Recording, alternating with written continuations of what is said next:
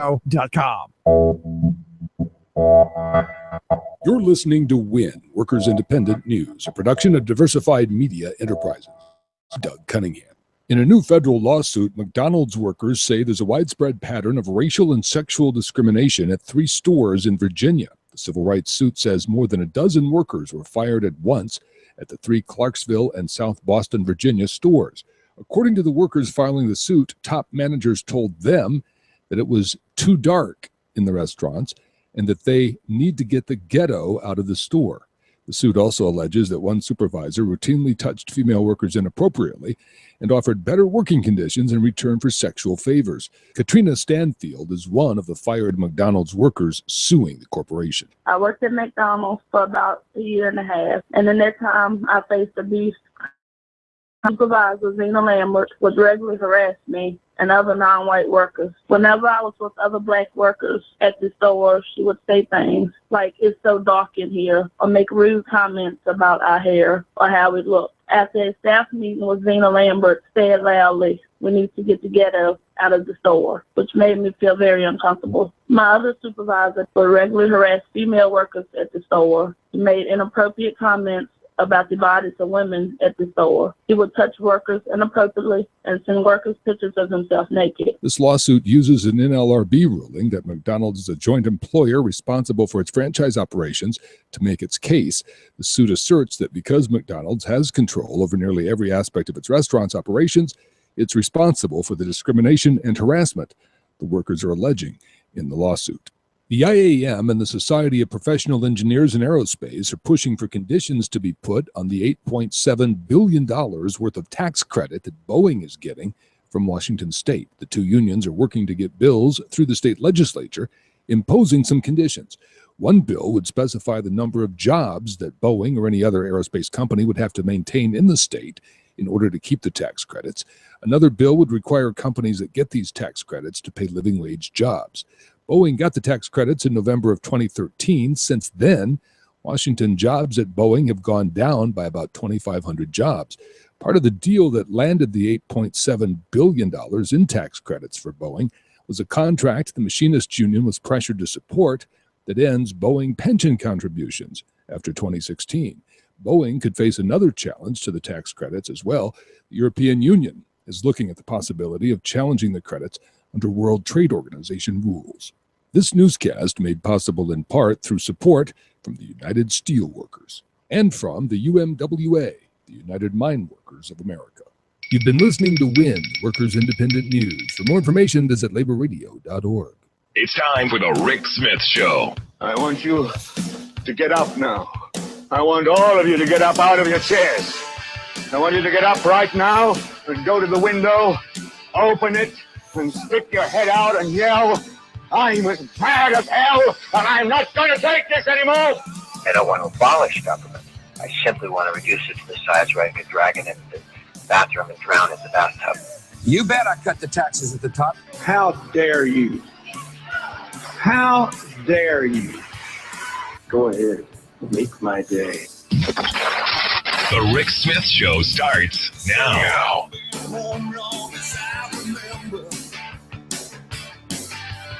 This town gonna be here long after I'm gone. East side, west side, people don't surrender. They've been down, but they're still right on. Oh, and this time is my time. All right, love or hate, it don't matter. I'm gonna stand and fight. This time is my time. She got her ups and downs, but love or hate, it don't matter. 'Cause this is my town. And welcome, brothers, sisters, working class heroes. This is the Rick Smith Show. Thanks for being here. It's Friday. Yes, it's Friday. Thank goodness for that. What a week it has been. The inauguration, the State of the Union, all kinds of great stuff that have gone on this week. And today, oh, wow, the fireworks hath begun. You may remember right when we got back from vacation, the lame duck governor, Tom Corbett, had appointed one of his lackeys to the Office of Open Records. And I said at the time, this is pure patronage. This is, we're gonna put our little foot soldiers into a position. What maybe qualified? Yes, no, maybe. Nobody knows. But we're gonna put one of our lackeys into this position. That is a fairly important position. Going to guarantee them 6 years at a pretty nice salary. And I said, I have a serious problem with that. And, we went into it for a couple of days, actually. We talked about it, of how I thought this was a backdoor move. And I thought it was outrageous. And it was just, part of the things that people really hate about the way our government works. And I remember at this time saying, look, I would love to see the next governor come in and undo this nonsense. All of this, I'll take care of my friends thing has got to stop at some level.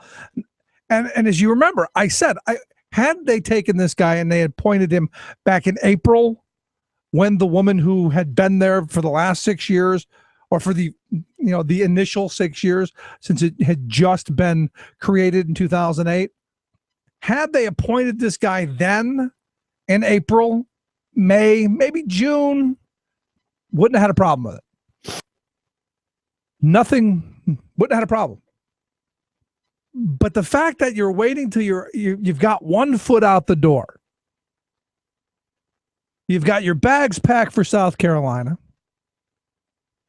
everyone's waiting for you to exit stage left, and then comes this last slap in the face, the last poke in the eye, however you want to put it.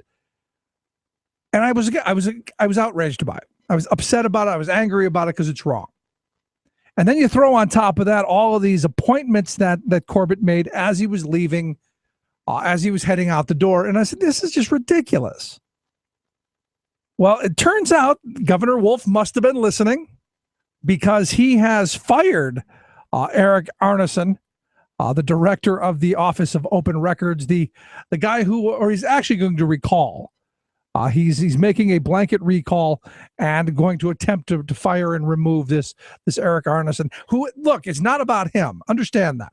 It has nothing to do with him. And if I got to be honest, right from the start, if I were him, I would have never allowed myself to be put in this situation, because you're going to be a political football. And that's what he is right now. He's doing the good soldier thing, kind of, taking the knife for everybody, saying that, if they're going to have to take me out of this office in handcuffs. It's not going to come to that, which will be very interesting to watch as this goes on. But you look at these 20, 25 people that you look at these people that on the way out the door, Corbett appointed to these positions, and the governor's saying, you know what? I don't know. It's time to go. Now, according to Senate Republicans, who, Jake Corman, the majority leader, came out and said, the honeymoon is over. And I'm going, wow, there was a honeymoon. But he says the honeymoon's over. So the Republicans are really, ticked off about this, because they're going to be on the losing end of this. Mark my words. Just purely from the messaging point of it. Because if they do go ahead and they confirm the Corbett appointees, if they do go and if they go and defend this, it's going to look like they're in favor of backroom dealing. They're going to be they're in favor of that stuff that we hate. The last minute pardons, the last minute promotions, the last minute out the door stuff that everyone across party lines despises about our system and wants changed. So when Governor Wolf said, I'm going to be a different kind of governor, this kind of shows the beginning of that. This is the different kind of governor. I think, and I find it interesting that the woman who had been doing this job for 6 years, her term came up in April, and there was really no chance of Corbett reappointing her, even though she had done a very good job while being there. Everyone agrees. I've yet to find anyone who says, no, she was horrible. She was a terrible human being. Most people, everybody I've talked to said, yeah, she did her job, was what it was. But she evidently took a job last month with this law firm because Corbett wasn't going to reappoint her. And, now you've got this situation where this other guy comes in and now we've got this situation. I honestly don't know legally, and we're going to find out in the coming days and weeks, legally what the procedure for this is, or if it's even possible. But I think from a purely a messaging standpoint and getting out in front of all of this, this is a governor who's saying, look, I don't like the way things are. We've got to change them. And this is an opportunity, I think, for us, we, you, me, to say we want these changes. And we want them now. I mean, you stop and think about the lieutenant governor. On the way out the door, you've got the governor appointing the lieutenant governor, because now unemployed. I wonder if he'd have to get a drug test because he's now unemployed. I wonder if it comes with unemployment. Anyway, he nominated Jim Cawley, the former lieutenant governor, to the Temple Board of Trustees, which you kind of go, what? Why? Why would you do that? He also named William Lieberman to the Pennsylvania Turnpike Commission, and Raymond McHugh and Brian McGuffins to the Buck County court judge spots in the last minute. So we're going to get these last second shots in so I can put my fingers on the next administration. And, I've had a number of conversations with people today who are going, I'm not really sure where the line is, but no one likes it. It stinks. And if you think this is purely partisan, and one of the first people said, well, Wolf doesn't want the Republican in there. He's just going to put a Democrat in. That's not what actually happened. What happened is Wolf made the number 2 guy ascend to the number 1 spot while they conduct a nationwide search. So the guy who's been there for 6 years, whom I may add, the Republicans forced into that position in 2008. Because understand, they wanted their guy in there too. So if Rendell got somebody, they wanted somebody, which I am not opposed to. Look, at the end of the day, this position is about making sure that government is open and accountable, that you and I can get information. That's what I want. I don't know that I want party ideologues. I don't know that I want good soldiers. I don't know that I want someone who's going to take one for the team to be in this position. Do you? Honestly, think about it for a minute. These are the people who are going to let us know what's what, going to allow us to have access to certain documents. And I know, allow us. This is the reason you need to have transparency. So it'll be interesting to see where this takes off, because the initial thoughts, the initial Republican response was quite predictable. And part of me goes, and this is where we'll see where this plays out. Part of me goes, the Republicans were looking for anything to say the honeymoon's over and begin attacking. Maybe this is it. But I like what the governor said. He said, my top priority as governor of Pennsylvania is to restore public trust in government. And this, to me, that beginning of saying, hey, we're going to do things a little bit differently,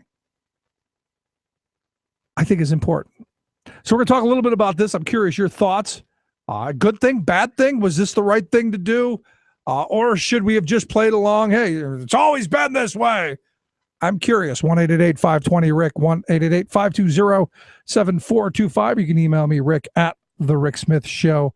I'm going to take a quick break right back after this. Stick around. You're listening to The Rick Smith Show.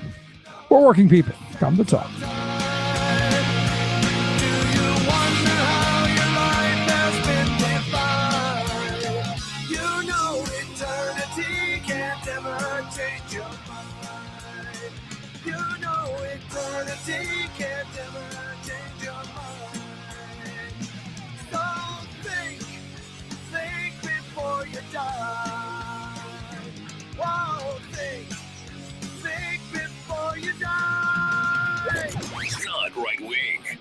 just right. The Rick Smith Show. I'm Rick Smith, and this is Labor History in 2. If we do not risk our lives today, how do we then want one day to justify ourselves before God and our people? That provoking question was asked by Nazi resistance fighter and Catholic trade unionist Nicholas Gross. On this day in labor history, Nicholas Gross was hung in a prison in Berlin. The year was 1945. Gross worked as an underground miner in Germany for 5 years. He then became involved in that country's Catholic trade union movement. He became a leader in his union, the St. Anthony's Miners Association, where he served as the secretary representing young people in his union. He also worked for the union's newspaper. In 1927, he became assistant editor of the West German Workers' newspaper, eventually rising to the position of editor. The paper was targeted for censorship by the Nazi Party. The Nazis finally shut down the union's newspaper altogether in the year of 1938. By 1940, Gross was subjected to Nazi interrogations and searches of his home. Gross worked for the Nazi resistance in Germany. He often served as a courier between different resistance groups. In 1944, some members of the resistance failed in an attempt to assassinate Adolf Hitler. Gross knew about the attempt, but was not directly involved. He was jailed, tortured, and convicted. He was hung for treason. The Nazis refused to give the labor leader, resistance fighter, and man of faith a Catholic burial. Instead, they cremated his body and scattered the ashes over a sewage farm. In 2001, Nicholas Gross was beatified by the Catholic Church for his life of sacrifice. In Niederweninger in Germany, there's a museum dedicated to the memory of Nicholas Gross. Labor History in 2 brought to you by the Illinois Labor History Society and The Rick Smith Show. For more information, go to laborhistoryin2.com. Like us on Facebook and follow us on the Twitters at Labor History in 2.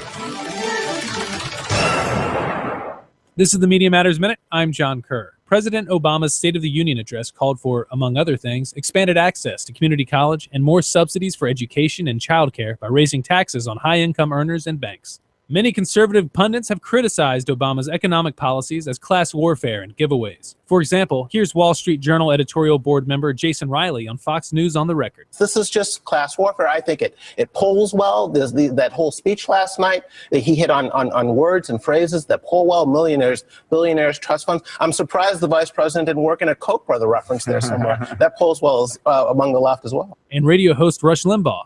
They have been trying to get everybody hyped up for it. Oh, it's going to be so revelatory. It's going to be so important, so meaningful. Obama is going to announce the next Santa Claus list and blah, blah, blah, blah, blah, blah, blah. The president's policy proposals would potentially generate $320 billion over 10 years. For more on this and other stories, please visit MediaMatters.org. Chances are, when you took a shower this morning, an AFSCME member made sure that water was clean. When you drove to work, an AFSCME member maintained the road. When you rode an elevator, an AFSCME member inspected it. I'm David Philman, Executive Director of AFSCME Council 13, the American Federation of State, County, and Municipal Employees. AFSCME members enforce regulations, keep prisoners behind bars, take care of patients, protect the environment, and more. The work isn't glamorous, the salaries aren't high, but AFSCME members serve the public in every aspect of our daily lives. Chances are, you'll never see that AFSCME member working in a sewage plant, diving underwater to repair a bridge, or answering a 911 call. But aren't you glad they do? For more information, visit AFSCME13.org. We are AFSCME. We make Pennsylvania happen! Waving the flag of freedom for people, not corporations. Rick Smith.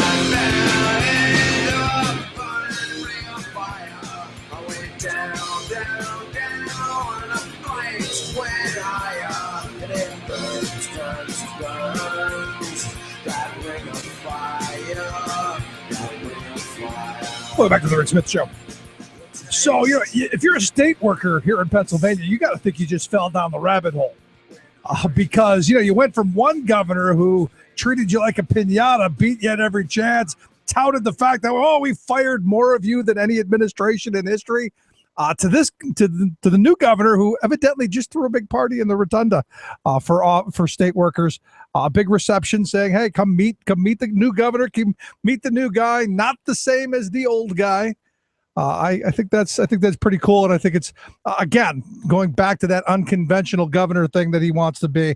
I think it's a step in the right direction. However, you go back to what we were talking about in the last segment, going and undoing what the last guy did. Kind of, we'll see. That's why I've asked John Misick. He's the editorial and opinions editor over at Penn Live and the Patriot News to come talk with us. John, thanks for taking time for us. Rick, as always, how are you? Good. I got to be honest. I called for this right after it happened. When Arneson was appointed, I said there's no way this should stand, and I hope the next guy undoes it. Maybe the governor was listening, or maybe it's just the feeling that a lot of people had. Yeah, Rick, a lot of us were surprised yesterday when the governor popped up and said he was going to undo Eric Arneson's appointment and was recalling about 24 appointments that former Governor Corbett had sent over to the Senate for confirmation.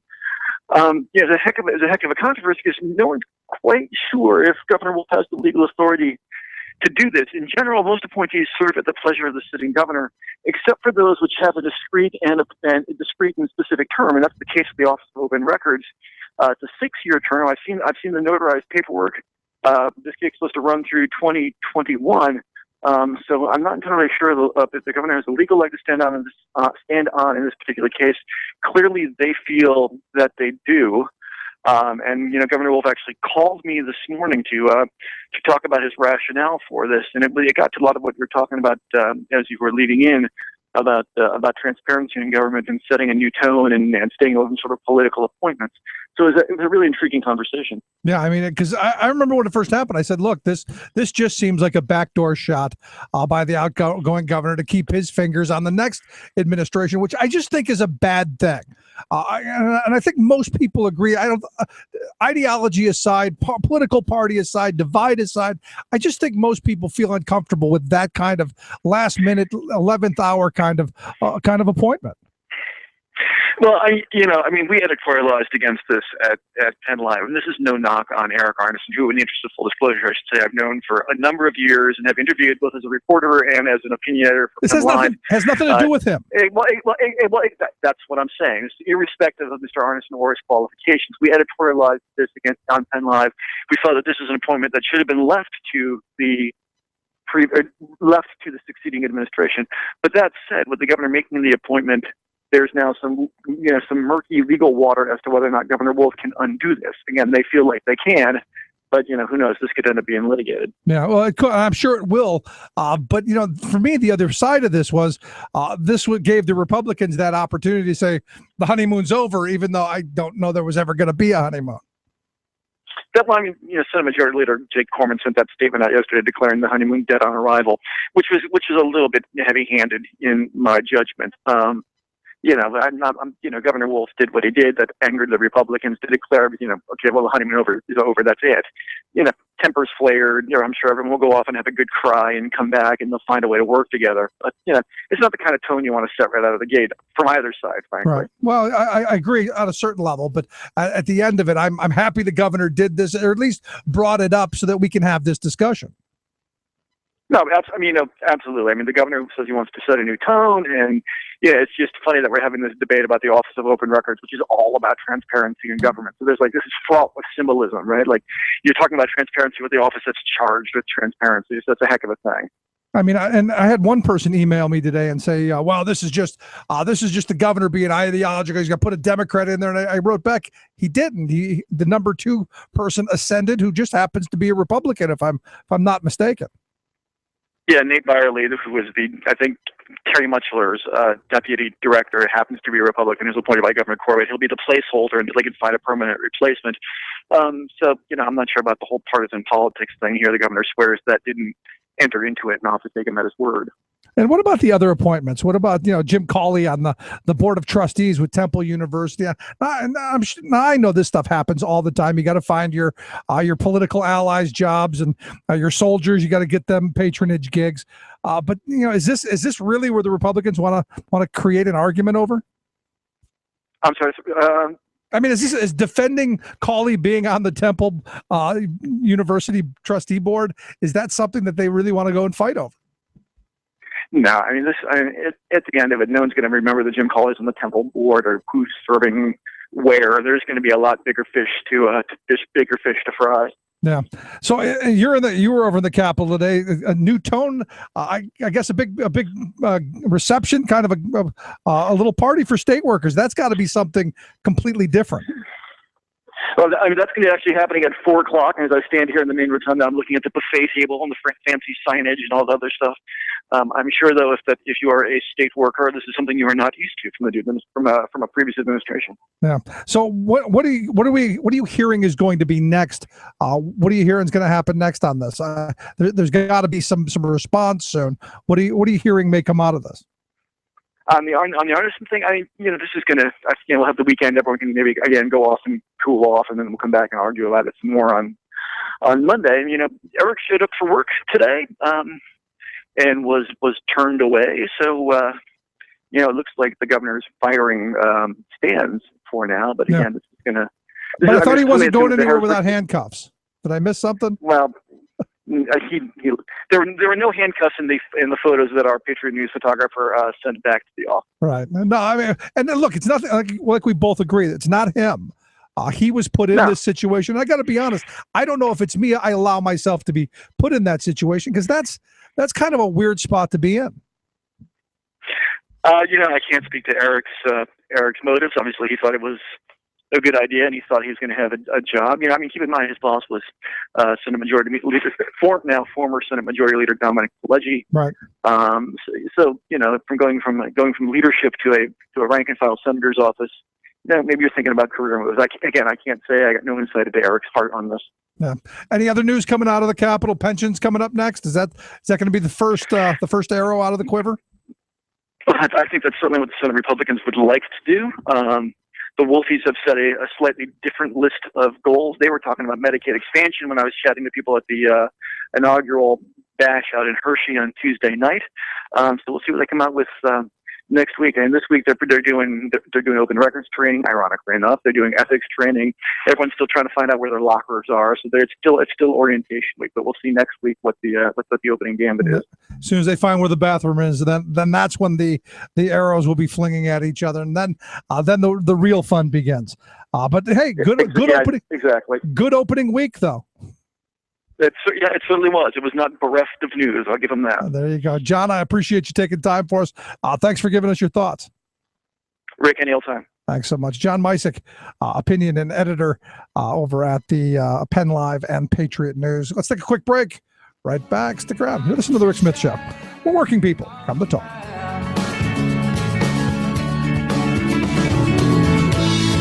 This is why we fight. Why we lie awake. This is why we fight. Finally, radio for the rest of us. Rick Smith.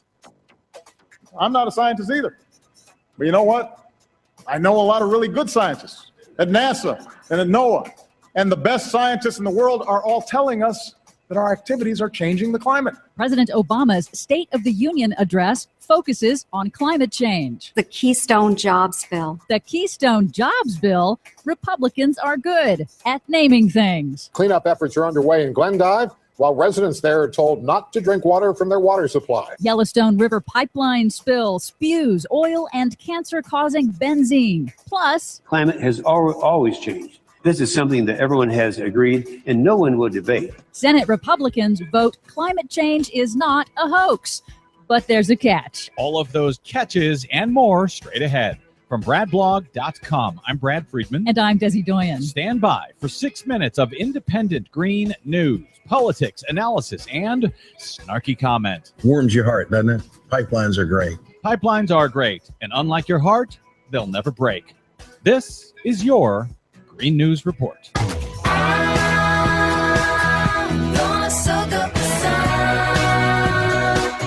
Okay, Desi Doyen, a very busy 6 minutes today. The big State of the Union address this year. Republicans posted it on their website, and what did they do? They removed the portion concerning climate change. Yeah, they just posted it completely edited out. They said it wasn't intentional, and they're trying to work with YouTube to find out what happened. Yes, it was funny because they called it their enhanced version. Enhanced by having fewer things they disagree with in it. Now with less. Exactly. Well, whether you heard about it or not, on the Republican website, President Obama on Tuesday in his second to last State of the Union address focused on climate change. And no challenge poses a greater threat to future generations than climate change. It was the most that any president has talked about climate change in any State of the Union address. He reminded Americans of his recent historic emissions deal with China, the record amount of public land and water now protected, the record growth of solar and wind energy, and he pledged the U.S. would lead in international climate negotiations. You know what he didn't say? Well, according to the Republicans' website, he didn't talk about climate change. Yeah, well, he didn't talk about the all of the above energy strategy. Oh, that's what he's been talking about for years, all of the above, which includes nuclear, oil, so-called clean coal. He didn't mention that, did he? No, he didn't. He did destroy this year's Republican excuse for stopping action on climate. Their frequently used, "I am not a scientist" dodge, saying he wasn't either, but he knows some good ones at NASA and NOAA. And he ridiculed Republicans' neglect of the nation's infrastructure over their obsession with the controversial Keystone XL pipeline from Canada. Let's set our sights higher than a single oil pipeline. Let's pass a bipartisan infrastructure plan that could create more than 30 times as many jobs per year and make this country stronger for decades to come. In the Republican response to the State of the Union, Tea Party freshman senator from Iowa, Joni Ernst, focused on Keystone and gave it a sneaky new name. One you've probably heard about is the Keystone Jobs Bill. The what? Yeah, I know. Jobs bill. Of course, it is not a jobs bill. Again, at most, it will create only 35 permanent jobs once it's finished. Senator Ernst didn't tell Americans that Canadian pipeline owner TransCanada has begun eminent domain proceedings to seize the lands of Americans along the route who have refused to sell. Now remember, this is a foreign company seizing private lands for private gain. And if I recall, Republicans are furious about eminent domain. They hate it. They're against it. So surely they'll now stop this Keystone bill because of it, right? Apparently not. Landowners in Nebraska have now filed a new lawsuit against TransCanada to stop the pipeline. And now new polls indicate that Americans really just aren't that into it, with only 41% supporting it. But according to the same poll, only 20% oppose it. A full 37% don't know enough about it to make a decision. Desi, you're apparently doing a very bad job of informing the public. I'm going to do better. About time. In the Senate, Republicans and some Democrats are moving forward on a bill to force the president to move on construction of the pipeline, despite a promised veto. So Democrats tacked on an amendment on Wednesday, forcing the Republicans to go on record acknowledging climate change is real and not a hoax. It passed 98-1. Well, that's good. But there's a catch. Republicans voted down another amendment acknowledging that humans are driving this climate change. So Republicans now admit climate change is happening.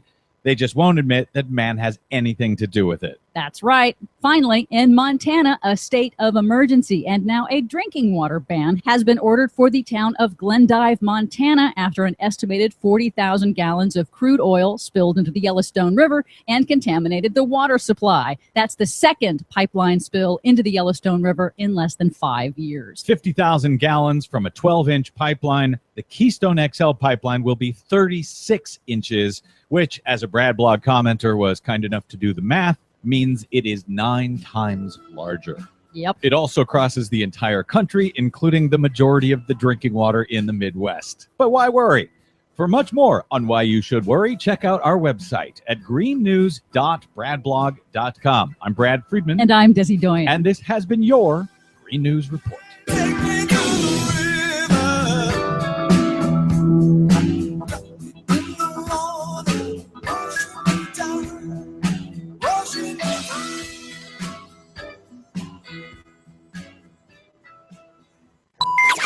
Rebuilding America. The Rick Smith Show. The walls come tumbling down. The walls come crumbling, crumbling. The walls come tumbling, tumbling down. Welcome back to the Rick Smith Show. I got to tell you, I just feel a lot better with a new governor. Really, honestly and truthfully. A guy who's not going to be the cut, and punish, not the slash and burn, not the the hell with the future. Let it go. Like my kid's favorite song, let it go. Just let it go, let it crumble, let it fall down. We'll live off the investments of the past. I'm glad I'm glad this guy doesn't think that way. Now, if we can only get the Republicans in the General Assembly to come along with them, that would be a huge victory. And I look at Atlanta right now. The story, Bloomberg News had a story about what's going on down in Atlanta. And they're saying basically the age of austerity, it's gone. Because look, you can't wait anymore. And they pointed out a couple of bridges and things that the 106-year-old Cortlandt Street Bridge, for instance. 106-year-old. I believe that bridge has outlived its life expectancy. When you're driving over a 106-year-old bridge, call mom. Chances are you might not make it to the other side. So what the article is saying is, look, Atlanta is now at a place where they can't wait anymore. There's no more waiting till, we'll do it next year. And I got to tell you, I think that's where we are as a nation. There's no more, we'll fix that later. We'll do it later. As you see bridges here, like here in Pennsylvania, 6,000 bridges are structurally deficient. Nationwide, tens of thousands of bridges. I think the number I saw was like 70,000 bridges. Hundreds of thousands of miles of road that we've just neglected. I mean, you drive into Harrisburg or really any major city, and they've been neglected. We just haven't done it. And what the article is saying is, next year, local governments are expect to sell about $358 billion worth of debt, which I guess is a slight increase over last year, about $9 billion over last year. Because they need to build stuff. And I've been saying this for a while. You should have been doing this all along. And I've cited this a number of times, the American Society of Civil Engineers. They say that, look, in order for us just to get, not to upgrade, just to adequate, just to, okay. Just to, don't worry, it's not going to fall down. We need about $3.6 trillion in investment over the next 5 years. $3.6 trillion. That's just to get us to we're okay.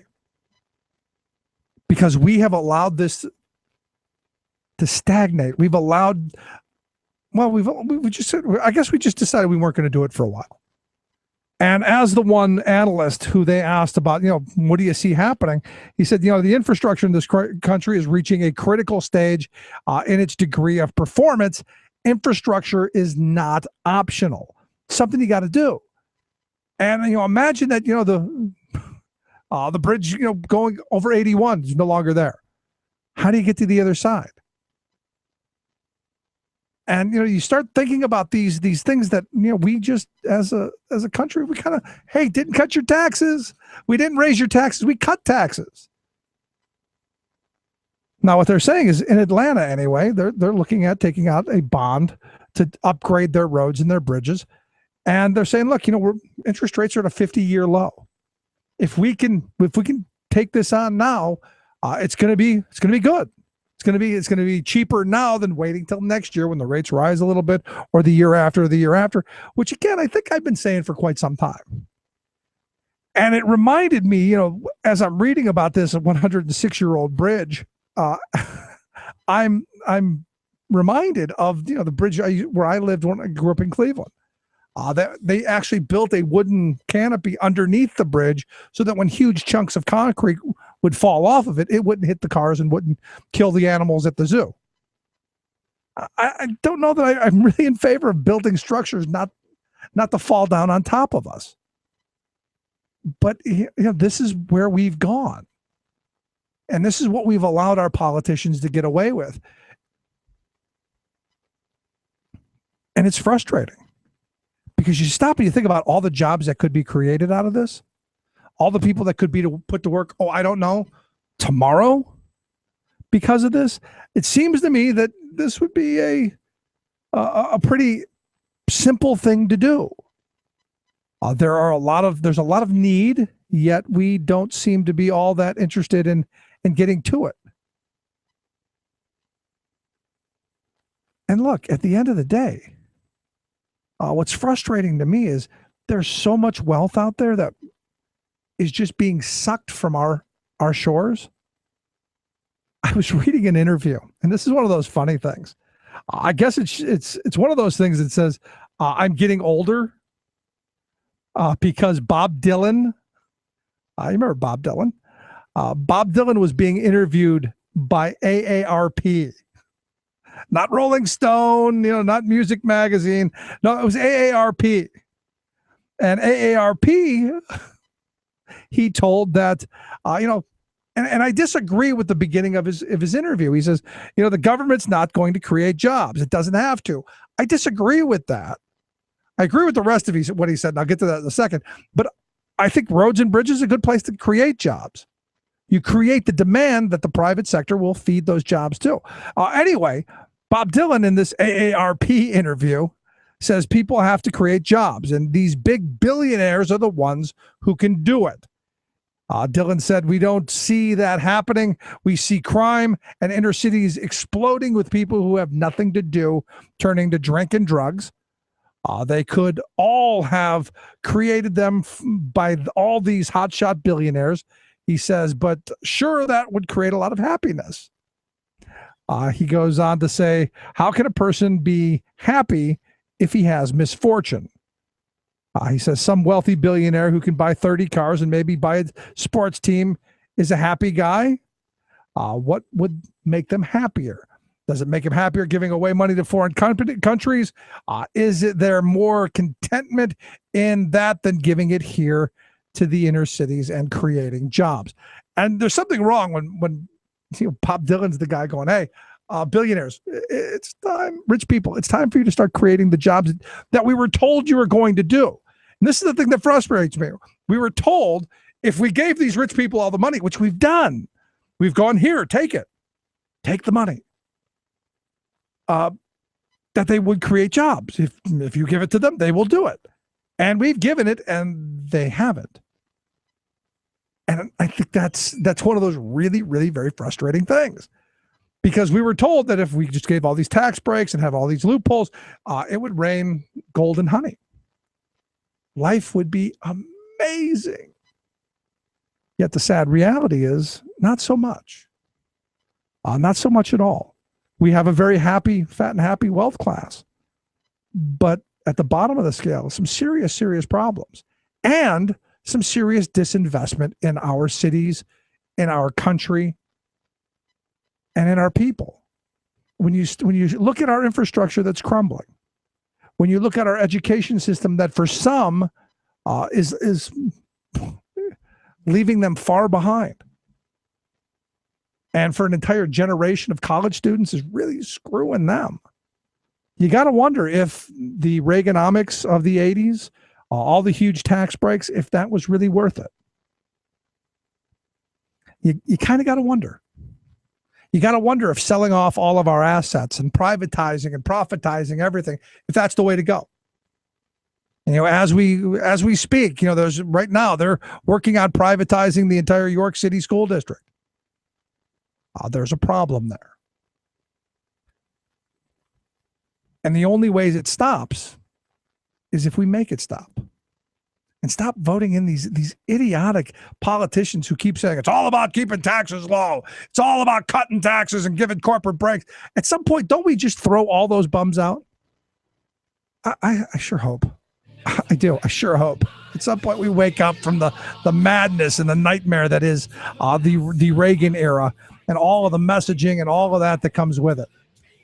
Let's take a quick break. Right back after this. Stick around. Listen to the Rick Smith Show.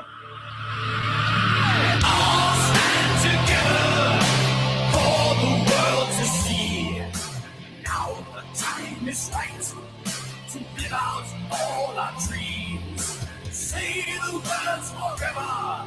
Your strength will never leave. If you want to win the fight, say I believe.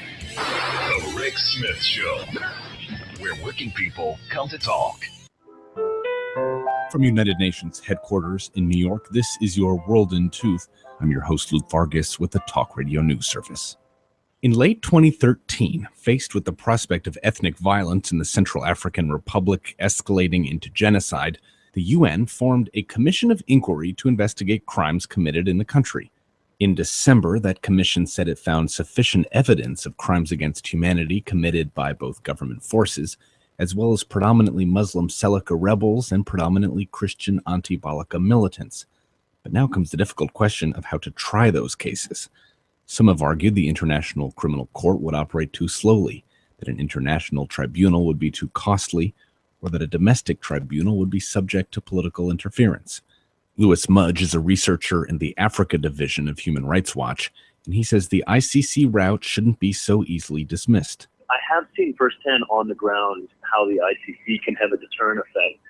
I've talked to Seleka generals and I've talked to anti-Balaka leaders who have told me that they're afraid of the International Criminal Court. Whatever court investigates the Central African Republic, there's a growing consensus that the country needs to rethink the way it manages political crises.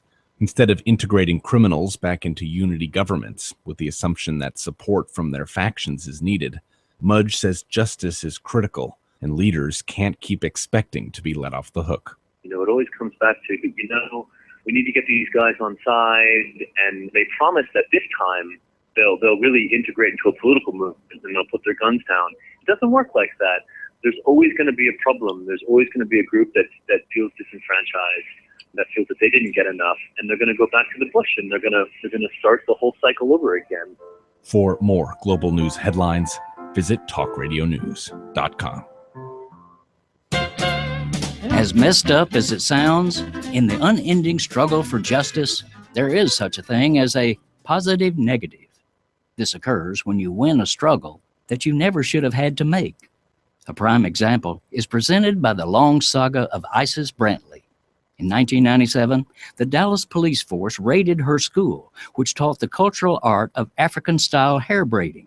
It was a highly regarded school. Brantley had been braiding hair for years, even attracting music stars like Erykah Badu. But state authorities barked she was guilty of this horrific breach of the law, braiding without a barber's license.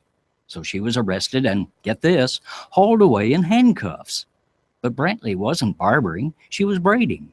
So her case led to a reform intended to make it easier for hair braiders to be licensed for their art. Victory, right? Not so fast. Texas state officials, who loudly professed that they despise regulatory overreach, proceeded to overreach. Braiding artists, they commanded, must convert their shops into fully equipped barber colleges, requiring 10 or more workstations with hair washing sinks, even though braiding does not involve washing. In 2013, still refusing to submit to this big brother authoritarianism, Brantley sued Governor Rick Small Government Perry's Department of Licensing. And now, 17 long years after the Texas state government's ridiculous anti-hair braiding gendarmes raided Isis Brantley's shop, locked her in handcuffs, and ran roughshod over her rights, she has found a measure of justice.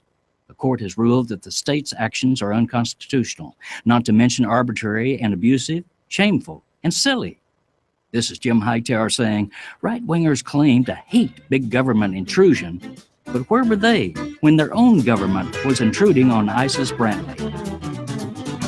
Hightower's commentaries are brought to you by the Hightower Lowdown, the monthly newsletter with Hightower's populist take on what the powers that be are up to. Find out more at hightowerlowdown.org. Where family values are more than slogans. The Rick Smith Show.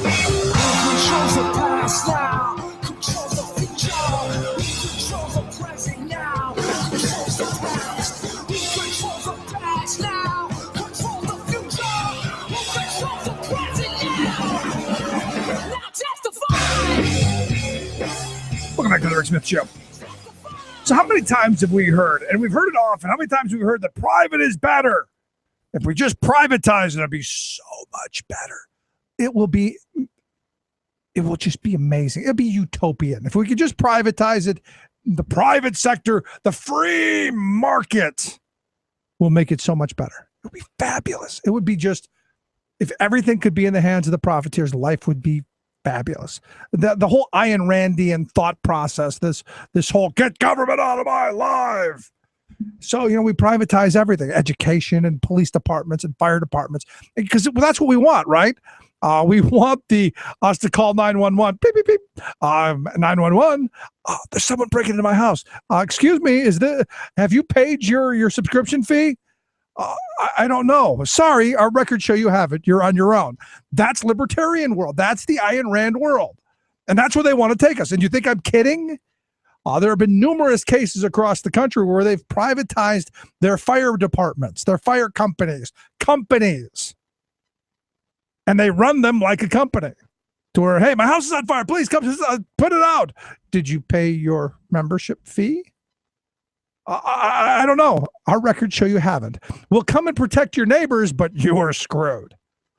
That's where they want to take us. So I look at the latest privatization scheme that I was opposed to. I thought was a bad idea. And every day it proves to be more so of a bad idea. In Harrisburg, in the state capital here in Pennsylvania, they wanted to privatize the parking system, the parking garages, the meters on the side of the road. And that's what they've done. They've handed it over to a couple of companies, one of them being Standard Parking, and I guess it's run by another firm as well. They Tricom or something like that. To where they had these lofty goals that they were going to get a boatload of cash and it was going to be great. It was going to be fabulous. Turns out the presentation on it here showed the overall year ending with the about 3 million less than they had projected. About 3 million less than the overall projection. At the end of the year, the parking authority is in the red with a negative cash flow of about $61,000. Now, let me put this into perspective because I know most people haven't been to Harrisburg. It is a pain in the neck to park. First, they put in all these brand new parking meters to where you have to use a credit card and you have to put your license plate in. So me from a civil libertarian standpoint, totally opposed to it. I want to park on a street free of being tracked. But here you have to put it in because it's part of the system. If you don't like it, you can get a ticket. So they doubled the rates. You're paying through the nose for street parking. You're paying through the nose for garage parking, much higher rates. And they've lost money. I mean, this is what blows my mind. And you go, but the free market. Because I tell you, I stay out of Harrisburg. If I don't have to go, I don't go to the businesses anymore down in Harrisburg because I don't want to have to deal with the parking. It's completely ridiculous what they've done. And then if you get a ticket, heaven forbid, they doubled the fines. They cut in half the time you have to pay it. And then, wow. Now, what the numbers are, according to Penn Live, they say that the figures revealed enforcement revenues were the biggest disappointment in 2014. They collected $1.2 million in enforcement tickets and that such. Less than half of what they had planned, which was $2.9 million. So think about that for a second. They're planning in their projections. They're planning on bilking the people who park in the city out of almost $3 million in fees and parking tickets. And I look at this, and here's my big problem with it. Because understand, the businesses on 2nd Street who are and I guess I take this a little personally because one of my favorite places just shut down. And in talking with the people who I knew who worked there, who, we used to go there all the time. And, they would say, people like you just stopped coming because, the parking, it was a hassle. And people are going like, I can go to the restaurant just down the road that has free parking, and they stopped coming. So they shut down. No more Molly Brannigan's for me. No more Meat Thursday. Bad thing. Unhappy. And I blame a lot of this on the parking situation. It's good though, I guess. I guess it's good that if you're driving into Harrisburg, you can never not find a spot. There's always tons of them now because I think most people have decided, it's not worth coming into. And I can't think that that's good for a city that's struggling. They did say that garage parking ticked up just slightly to $9.4 million, which I guess was good. They said that the system adjusted, and this is the part that gets me, and this is the part that I said was going to happen. You're going to see the rates go up. You're going to see the service get worse, and you're going to see the jobs much worse. So here it is. The system adjusted the lower revenue by restricting operating expenses by about 20%, saving about $1.1 million. What does that mean? It means they cut wages. They cut benefits for the workers. They mechanized a good number of them out of jobs because now what they've done is everything's computerized. They know the second your car is no longer under the meter, and they come get you. What I find interesting is the money that they've paid out. $400,000 here for management fees, $80,000 here for performance fees, money here. That could have been money that went back to a very struggling city. And what's interesting to me is time and time again, we see this. When did parking become a profit motive, profit generating industry? That really, honestly, is killing Harrisburg. It's killing the downtown. Virtually everybody that I know says, I don't bother. Because they know they're going to go down there. They're going to get bilked. They know they're going to go down and spend $30 or $40 or maybe $50 on dinner for them and their spouse or them and their date. And they may end up paying another $30 or $40 or $50 for parking. Nobody wants that headache. So again, this is another one, for me anyway, this is another one of those moments where you go, privatization, not good. Not good at all. And the projections that they made, not there.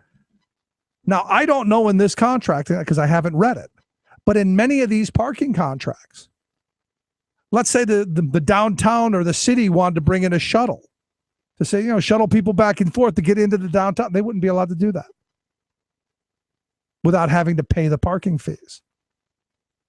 Like in Pittsburgh, for instance, their parking privateers won't allow them to increase public transportation because public transportation has people keep their cars at home so they don't have to pay for parking. If they don't pay for parking, there's not enough profit to be had. Think about that for a minute. This is what tax cuts at all costs has done for us. This is what supply side voodoo Reaganomics has done. This is what the conservative ideology of, we need to keep more money in those poor schlubs' pockets so we can give it to the parking companies.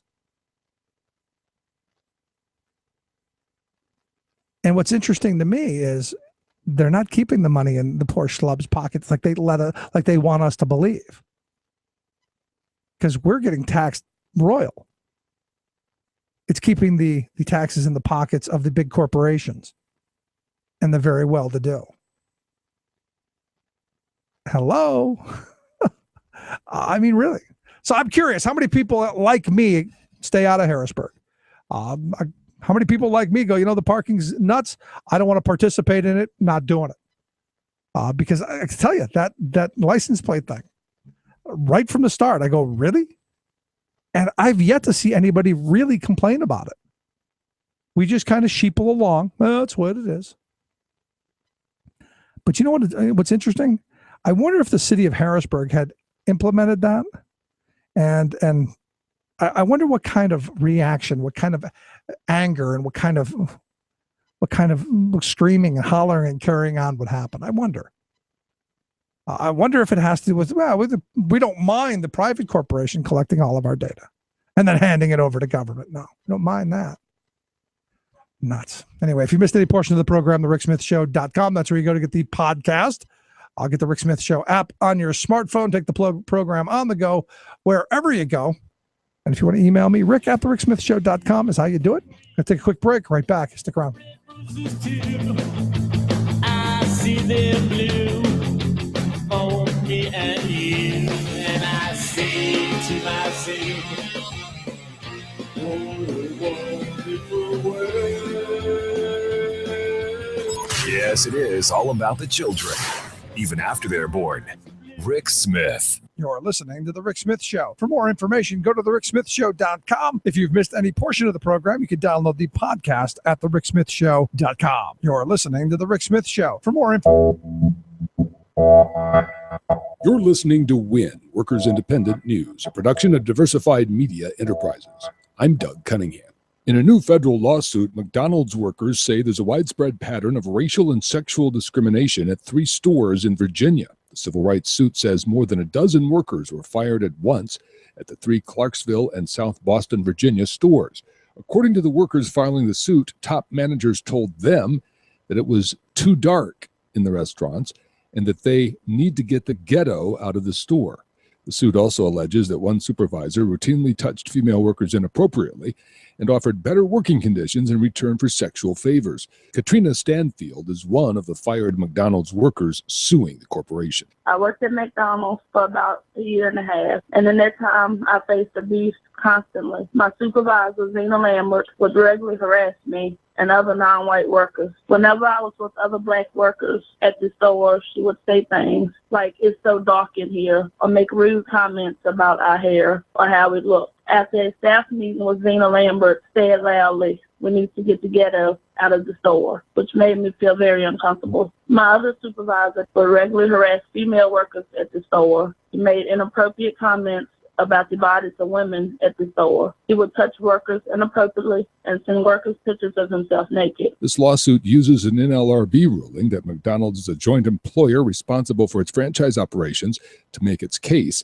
The suit asserts that because McDonald's has control over nearly every aspect of its restaurant's operations, it's responsible for the discrimination and harassment the workers are alleging in the lawsuit. The IAM and the Society of Professional Engineers in Aerospace are pushing for conditions to be put on the $8.7 billion worth of tax credit that Boeing is getting from Washington State. The two unions are working to get bills through the state legislature, imposing some conditions. One bill would specify the number of jobs that Boeing or any other aerospace company would have to maintain in the state in order to keep the tax credits. Another bill would require companies that get these tax credits to pay living wage jobs. Boeing got the tax credits in November of 2013. Since then, Washington jobs at Boeing have gone down by about 2,500 jobs. Part of the deal that landed the $8.7 billion in tax credits for Boeing was a contract the Machinists Union was pressured to support that ends Boeing pension contributions after 2016. Boeing could face another challenge to the tax credits as well. The European Union is looking at the possibility of challenging the credits under World Trade Organization rules. This newscast made possible in part through support from the United Steelworkers and from the UMWA, the United Mine Workers of America.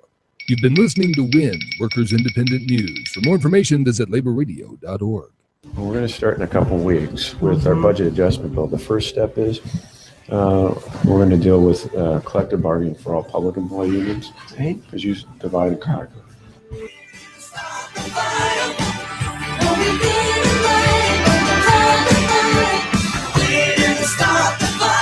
Oh, yeah, the Republican strategy, divide and conquer, keep people pitted against one another.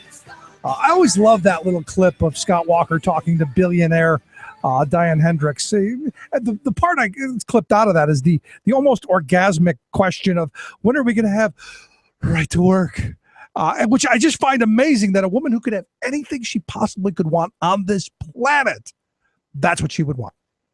And again, it doesn't come back to, about material thing. It's about power. It's about control. Pretty simple to me. Anyway, Governor Walker, since we're on the Walker thing, he, going along with the Republican line, the Corbett line that, there's a bunch of lazy people out there who won't work and there are jobs out there because, employers keep telling me they can't find people who won't pass a drug test. So he's going to, with his budget, he says, we are addressing some of the barriers keeping people from achieving true freedom and prosperity and the independence that comes with having a good job and doing it well. And what's he going to do? Well, he's going to drug test those lazy Medicare and food stamp recipients, and he's going to drug test those unemployed people to make them go back to work. Even though we know that doesn't work. We know it on such a high level. But I guess it's good rhetoric. It plays with the base. And I guess he's going to, at some point, I expect him to throw his hat into the ring for the big office. Anyway, here to talk a little bit about this and a little bit of the student loan debt situation that's blowing up as we speak. I've asked Annalise Eicher. She is the program and development director over at One Wisconsin Now. Annalise, thanks for taking time for us. Absolutely. Happy to chat. So I guess I got to start off with, thank goodness my governor's better than yours. Yeah, we our executive director is from Pennsylvania, and on election night we were pulling for the good guys in both states, and he had some comments about how his home state was a little bit better than his adopted state of Wisconsin. So congratulations to the state of Pennsylvania for having a sane person. Yeah, well, we have a sane person in the governor's office, yes. But they elected a whole bunch of really insane people with even more control of the General Assembly. So we've got our brand of craziness here as well that prescribe to this same mentality. There are jobs out there, just those lazy drug addicts won't go get them. Yes. Yeah. Walker, we part of our we're shocked, when he said he was going to, drug test folks for benefits, considering what happened down in, Florida with it being deemed unconstitutional. But, the other part of us was like, no, it does make sense because this is him using it as, using Wisconsin as a prop in his run for president. He's headed to Iowa, he's headed to New Hampshire, and, the drug testing, it's, obviously it's completely unconstitutional and it doesn't help anybody, but it polls well, and it pits him against the Obama administration, and that's going to turn out those Republican primary voters.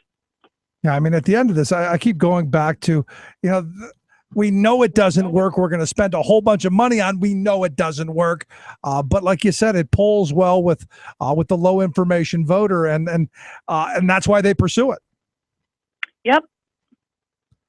Just amazing stuff. Because here in Pennsylvania, they wanted to do the same thing, and we've got a General Assembly that's pushing the same insanity. So I'm hoping at some point we as voters wake up and, I don't know, maybe the next generation, maybe they'll be the ones that save us. Maybe my kids will be the ones that save us. But I got to tell you, what we've done to these kids, in the form of this student loan thing, over $1 trillion in student loan debt that's outstanding, which I understand is more debt than even credit card holders have right now. Yeah, it is over $1 trillion, and it is held by just 40-some million people. So that's a lot of people with a lot of debt. So all because they wanted to get an education and better their lives. Well, because, I think my generation, and I'm 47, I think we were the first ones that were told the only way you're going to get into the middle class is to have a college education. And you have to go to college. You have to do it because there's no jobs left. The 80s saw all huge fleeing, whatever you want, of manufacturing jobs. So our generation was kind of that first one to go, there's not those good manufacturing jobs to fall back on.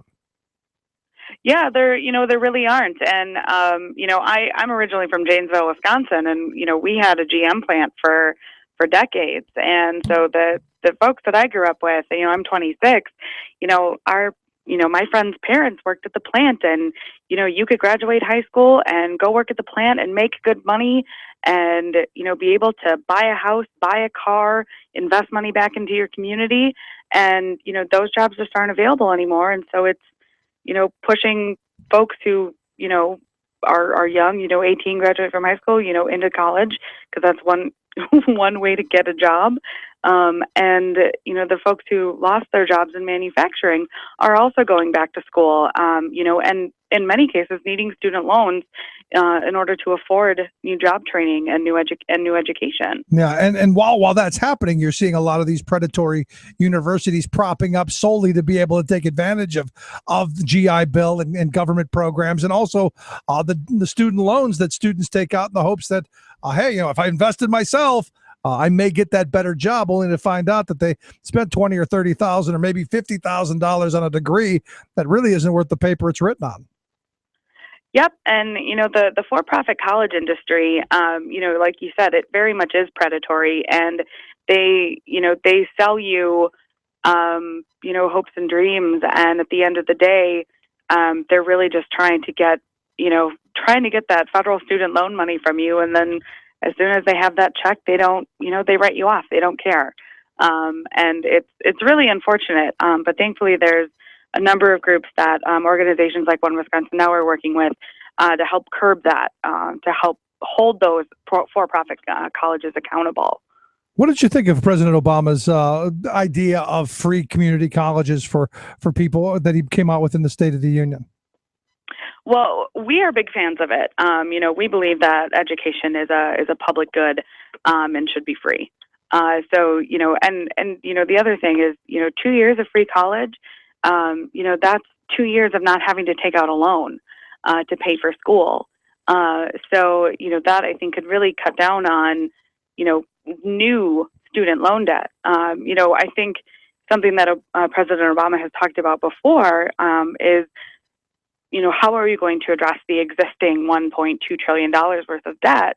And he has definitely talked about, refinancing, which is a big proponent of what we do at One Wisconsin Now. You should be able to refinance your student loans like you can a mortgage. So we love the free community college program, but we also have to be focused on those 40-some million people that have over that existing $1.2 trillion worth of debt. Right, because I was going to say I don't think there's any way you can go forward with the free. And look, Brian Kilmeade, the guy from Fake News on Fox, said there's no such thing as free. Which is true. There's nothing free. It would be, in my view, us as a society raising taxes and paying for it because it is part of the commons. It is part of the common good and something we should be doing, I think, like we used to. Just a thought. But I don't think you can do anything on the going forward part unless you do something with the folks who are holding the existing debt because I think Kilmeade's sidekick, Douchey, he said, I just paid off my student loans. I paid for it. They shouldn't have to. And I think that's a prevalent thought amongst a lot of people. It is. But the problem is that a lot of folks go to school, like, myself. I still have money left on, to pay on my student loans. I know that I need to pay that back. The problem is there aren't any consumer protections for those of us who have loans. You can't refinance your student loan like you can a mortgage.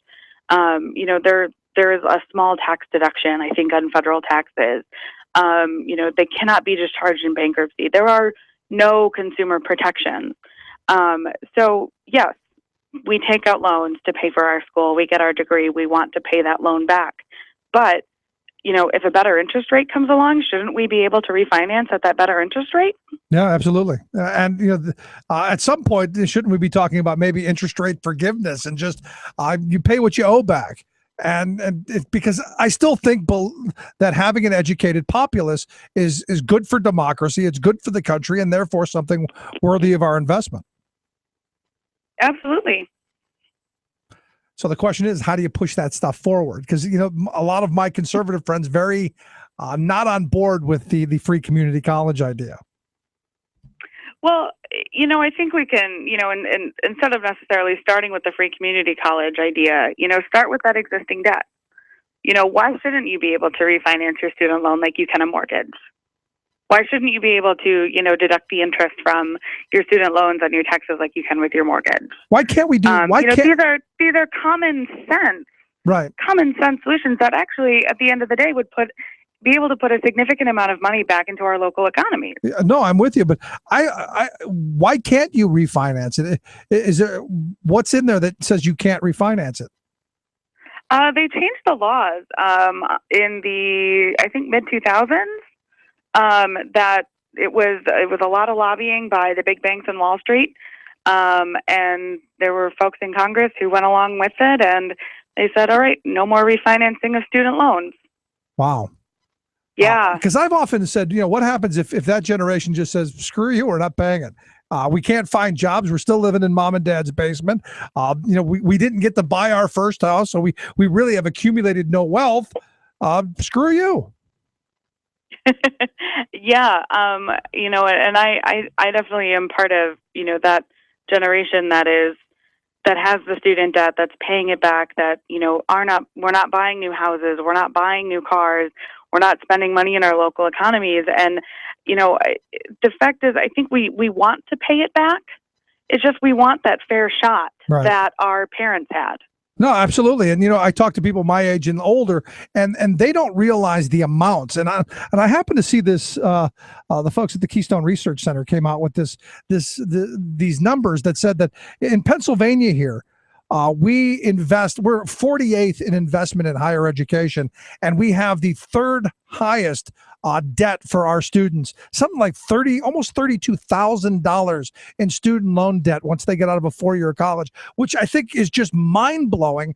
And, when you throw that out to people my age and older going, imagine getting out of college with more than $32,000 in debt, and their eyes just glaze over like, I can't believe it's that bad. Yeah.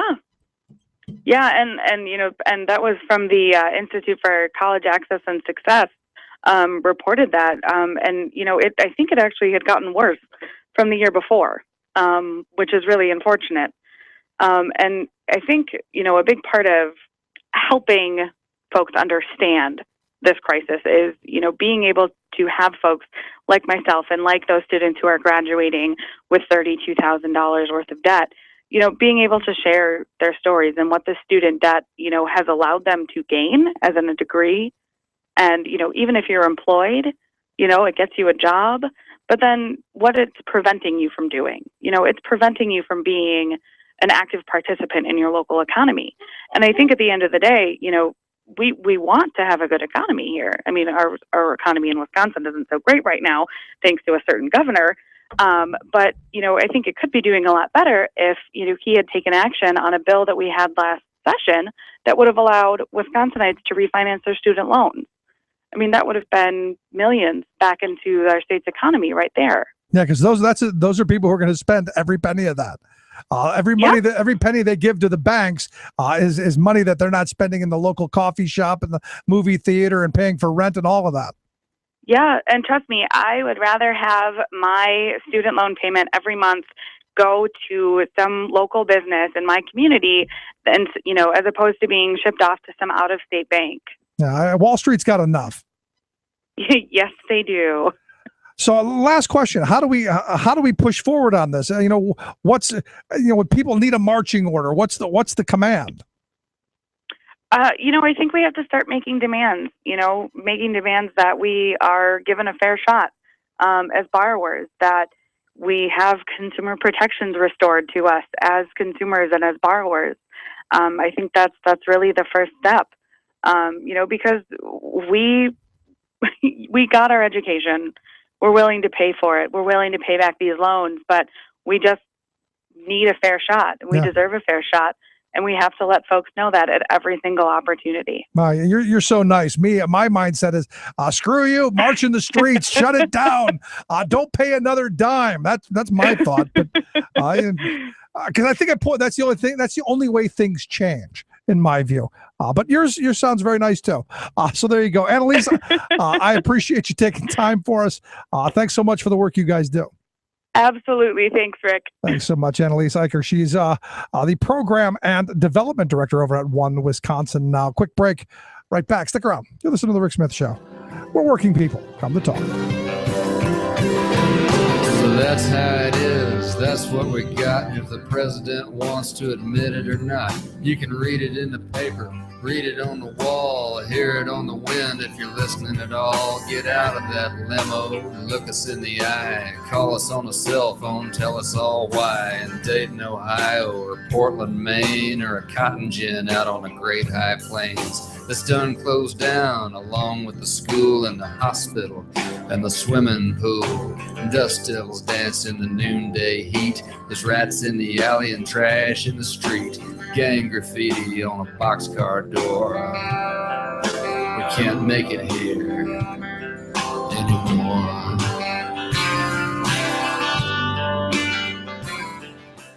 I'm Rick Smith, and this is Labor History in 2. If we do not risk our lives today, how Do we then want one day to justify ourselves before God and our people? That provoking question was asked by Nazi resistance fighter and Catholic trade unionist Nicholas Gross. On this day in labor history, Nicholas Gross was hung in a prison in Berlin. The year was 1945. Gross worked as an underground miner in Germany for 5 years. He then became involved in that country's Catholic trade union movement. He became a leader in his union, the St. Anthony's Miners Association, where he served as the secretary representing young people in his union. He also worked for the union's newspaper. In 1927, he became assistant editor of the West German Workers' newspaper, eventually rising to the position of editor. The paper was targeted for censorship by the Nazi Party. The Nazis finally shut down the union's newspaper altogether in the year of 1938. By 1940, Gross was subjected to Nazi interrogations and searches of his home. Gross worked for the Nazi resistance in Germany. He often served as a courier between different resistance groups. In 1944, some members of the resistance failed in an attempt to assassinate Adolf Hitler. Gross knew about the attempt, but was not directly involved. He was jailed, tortured, and convicted. He was hung for treason. The Nazis refused to give the labor leader, resistance fighter, and man of faith a Catholic burial. Instead, they cremated his body and scattered the ashes over a sewage farm. In 2001, Nicholas Gross was beatified by the Catholic Church for his life of sacrifice. In Niederweniger in Germany, there's a museum dedicated to the memory of Nicholas Gross. Labor History in 2 brought to you by the Illinois Labor History Society and The Rick Smith Show. For more information, go to laborhistoryin2.com. Like us on Facebook and follow us on the Twitters at Labor History in 2. Tales of American Political History with Clinton Porter Hackney. We've been talking about how the president's Oval Office in the White House developed into what it is today. Today's Oval Office was completed in 1934. Now, it's not unusual to build new office space over so many years, but why was it always oval? Well, in 1790, George Washington added on an oval addition to the back of his president's house in Philadelphia. It created a beautiful ceremonial space for people to meet and greet the president. Shortly after, there was a design competition for the new White House to be built in Washington, D.C.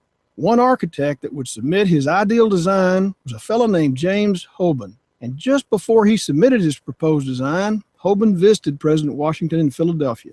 Hoban loved the Oval Room so much that he put one on the second floor of his winning submission, and the oval shape has stuck around ever since. This is Clinton Porter Hackney at cphackney.com. Tales of American. Chances are, when you took a shower this morning, an AFSCME member made sure that water was clean. When you drove to work, an AFSCME member maintained the road. When you rode an elevator, an AFSCME member inspected it. I'm David Philman, Executive Director of AFSCME Council 13. The American Federation of State, County, and Municipal Employees. AFSCME members enforce regulations, keep prisoners behind bars, take care of patients, protect the environment, and more. The work isn't glamorous, the salaries aren't high, but AFSCME members serve the public in every aspect of our daily lives. Chances are, you'll never see that AFSCME member working in a sewage plant, diving underwater to repair a bridge, or answering a 911 call. But aren't you glad they do? For more information, visit AFSCME13.org. We are AFSCME. We make Pennsylvania happen! Exposing GOP hypocrisy. The Rick Smith Show. If you want the truth, here's to the future. He's a crying I want it all. I want it all. I want it all, and I want it now. Welcome back to the Rick Smith Show. Check out the website, thericksmithshow.com. You know what's interesting to me, and Annalise really hit on it in the last segment, that student loan debt cannot be discharged in bankruptcy. It's one of those things that it's kind of like herpes. It will follow you till the day you die, or bad luggage, one or the other. And that's amazing to me that, you can file bankruptcy. Everything else can be discharged, set aside, but those student loans, no, never, never, never. Which makes me think of this Sky Mall company. How many people have heard of Sky Mall? If you've flown in an airplane, you've probably seen their little magazines in the seat in front of you, trying to get you to buy their crap online or through the Sky Mall, whatever the heck it is, which just seems like a dumb idea. Are we that desperate to buy stuff that I'm bored? I'm bored sitting here on the airplane. I think I'd like to buy some cheap junk from China. Evidently, Sky Mall LLC, their parent company, Exhibit Corporation, and other affiliates, they're looking for bankruptcy. They're looking to have a supervised sale of all of their assets because what they're saying is, all these people with their smartphones, ordering things online, have killed our business. And you go, didn't you see that coming? I got to be honest, I've flown a number of times. I've never actually opened up the book. And I got to wonder how many people have not either. It just blows my mind that, and I guess, hey, this is great. It's the free market and all that. But here's the problem. This, you get to file bankruptcy and have discharged. Your student loans, not so much. Just think of that for a minute. Amazing stuff. Good news, some more good news. And look, you're going to see a lot more of these cases flying up. And it's something that I've been saying for a while, should be happening. We should be just suing the pants off of these companies who cheat their workers. Evidently on Tuesday in New York, U.S. District Judge Annalisa Torres, she ruled that 42,000 TGIF Fridays workers, that their lawsuit for alleged wage theft can move on down the road. Ms. Torres ruled that the workers showed common allegations that the chain ripped them off and violated the Fair Labor Standards Act because they didn't pay them at least the minimum wage and didn't pay them overtime after 40 hours. What the workers are saying is, look, we worked at the restaurant. They would make us come in early, to set up, and didn't pay us for the setup. The silverware doesn't actually come in the napkin with the little tie thing around. It doesn't actually, someone has to do that. And what these folks are saying is we had to do that for free. So we'd come in and set up and fill the salt shakers and the ketchup and all that stuff would be filled free. And then at the end of the day, they'd have to clean everything up. And that was also done free. That's what they're saying. They're also saying that TGIF Friday, they had a centralized system of doing their time cards, which would then, automatically rip people off and shave hours. It just is what it is. So they're suing, which good. It's about time. This isn't the first time we've seen this. There have been a number of other cases that have popped up. The last one last year, if I'm not mistaken, there was one in Massachusetts.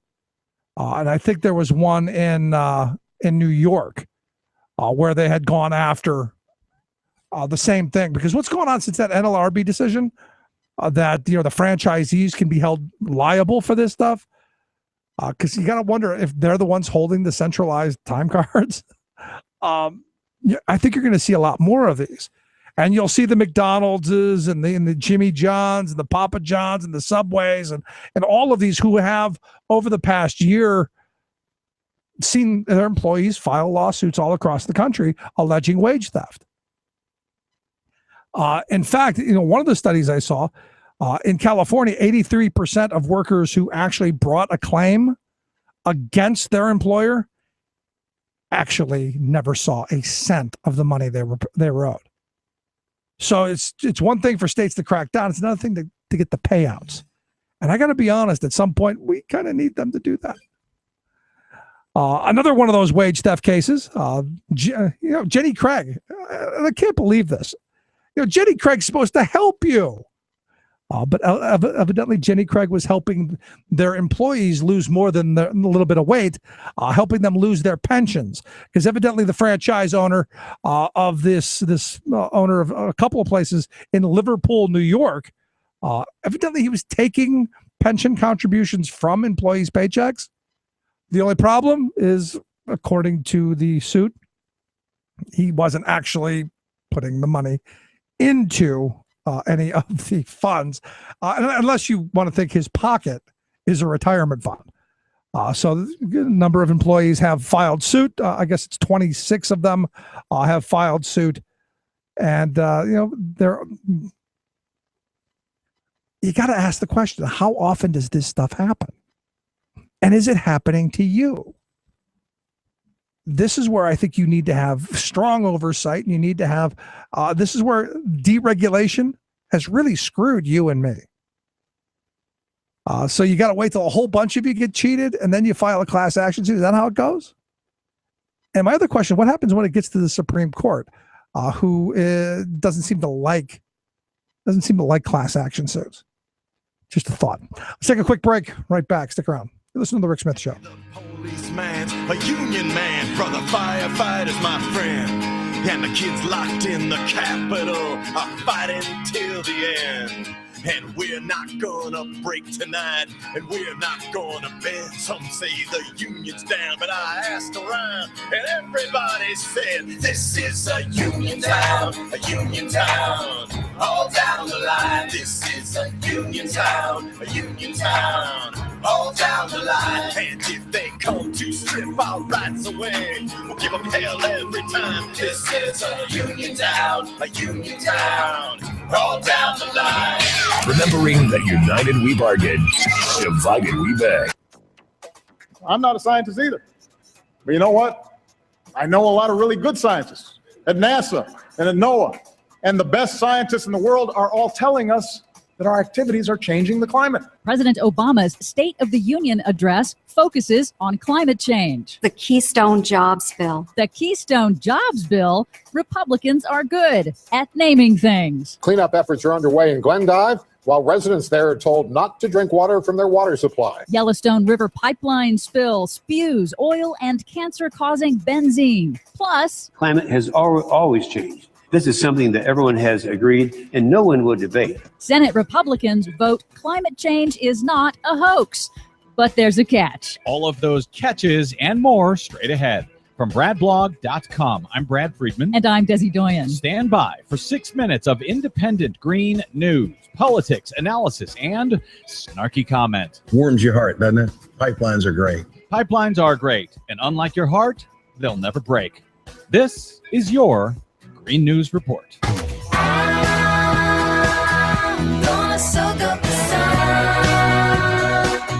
Okay, Desi Doyen, a very busy 6 minutes today. The big State of the Union address this year. Republicans posted it on their website, and what did they do? They removed the portion concerning climate change. Yeah, they just posted it completely edited out. They said it wasn't intentional, and they're trying to work with YouTube to find out what happened. Yes, it was funny because they called it their enhanced version. Enhanced by having fewer things they disagree with in it. Now with less. Exactly. Well, whether you heard about it or not, on the Republican website, President Obama on Tuesday in his second to last State of the Union address focused on climate change. And no challenge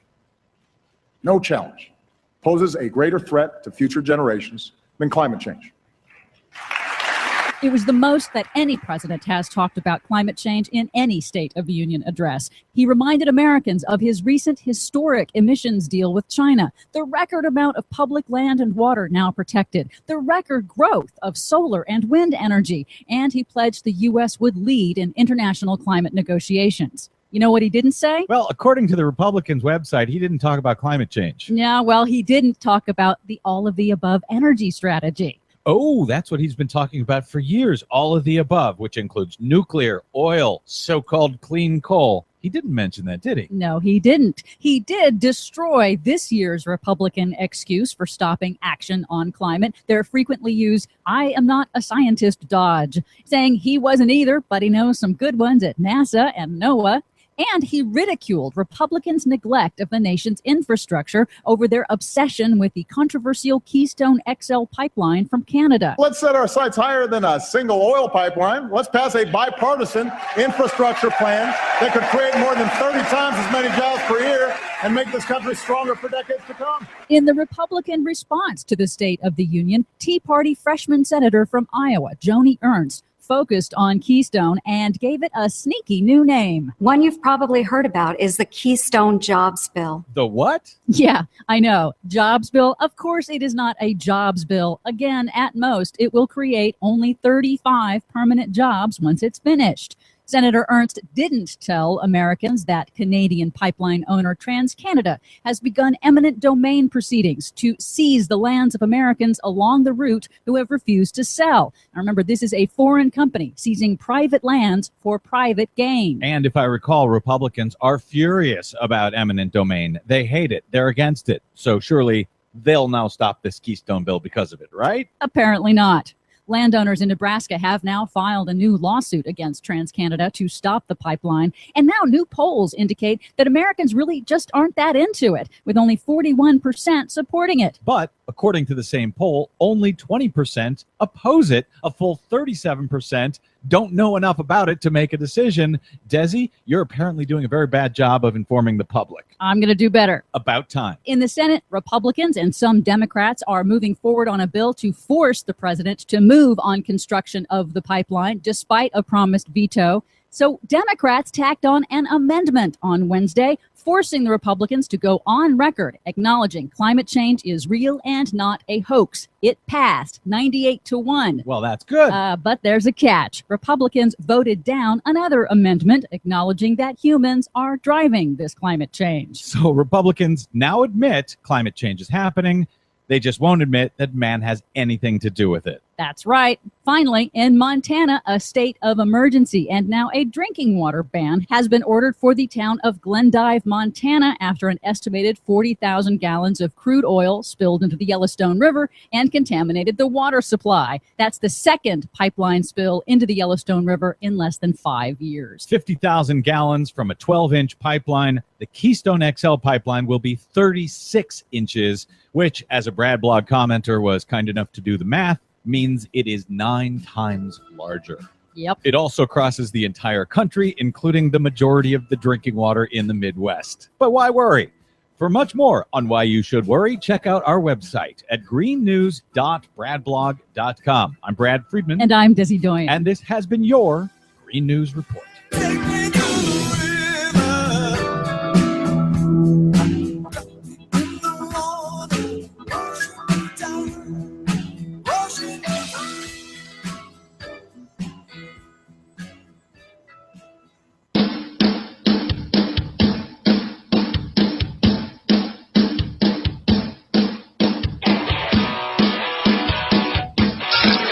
Waving the flag of freedom for people, not corporations.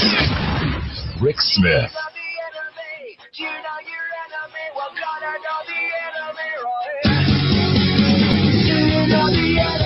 Welcome back to the Rick Smith Show.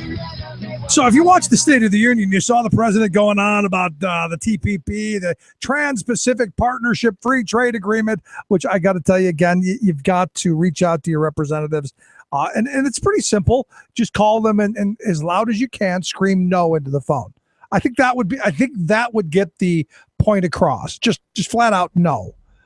You don't need any more verbiage than that. No on the TPP. Stop. No fast track. Stop it. It's because we do know more jobs will be lost out of because of it, and we need every manufacturing job we've got. And a new report out says that here in Pennsylvania, over 500,000 of us, so about 563,000 of us, work in manufacturing, and 1 out of every 10 Pennsylvania jobs are directly manufacturing jobs. I'm here to talk a little bit about the report. I've asked Mark Price. He's a labor economist over at the Keystone Research Center.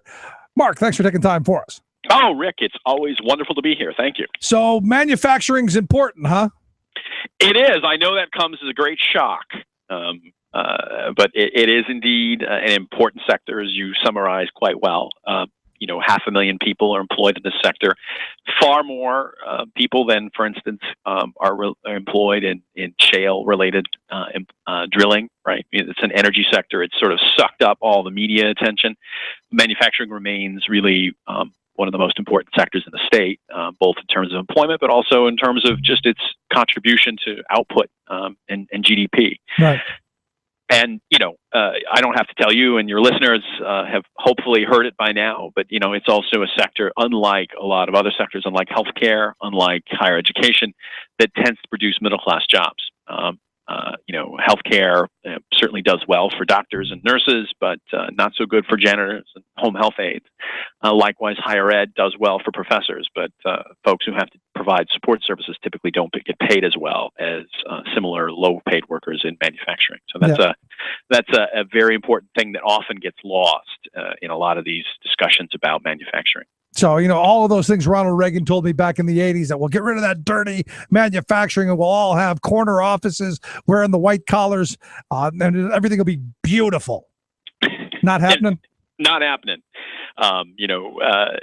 This report really is by the fabulous Rob Scott of the Economic Policy Institute. And one of the things that Rob points out that in the recoveries that we've experienced in the last two recoveries, at the beginning of the 21st century here, manufacturing has been very much more slow to recover than in previous recoveries. And that again highlights, everyone, and their dog has been talking a lot in the last couple of weeks about, there's something wrong with America, wages aren't growing.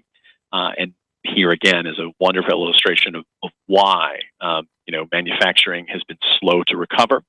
And when it's been recovering often, as you've talked about on this show many times, the wages that have been paid, even in manufacturing, are quite much lower than they used to be. And I think that just highlights and underlines that, policy in the United States, whether we're talking about, free trade or a lack of investment in infrastructure, policy has been directed in a way that's not terribly smart. And it's really undermined the growth in earnings. Yeah, I mean, to me, it goes back to what our politicians keep shoveling at us, that we need more tax cuts and we need more tax cuts for businesses, especially like GE, who I guess over the last decade, we've actually paid them to exist, which is kind of mind-blowing that we would actually pay them instead of the other way around. Right, and it's GE that it's their financial arm that, as opposed to their arm that actually makes stuff. And again, it just highlights that transition that's happened since the bold days of Ronald Reagan telling us all that we're going to lose these fancy manufacturing jobs and get even better jobs in the corner office. And GE outsourced a lot of manufacturing and shut a lot of manufacturing down, expanded into things like home finance and auto finance, and proceeded to help destroy the economy.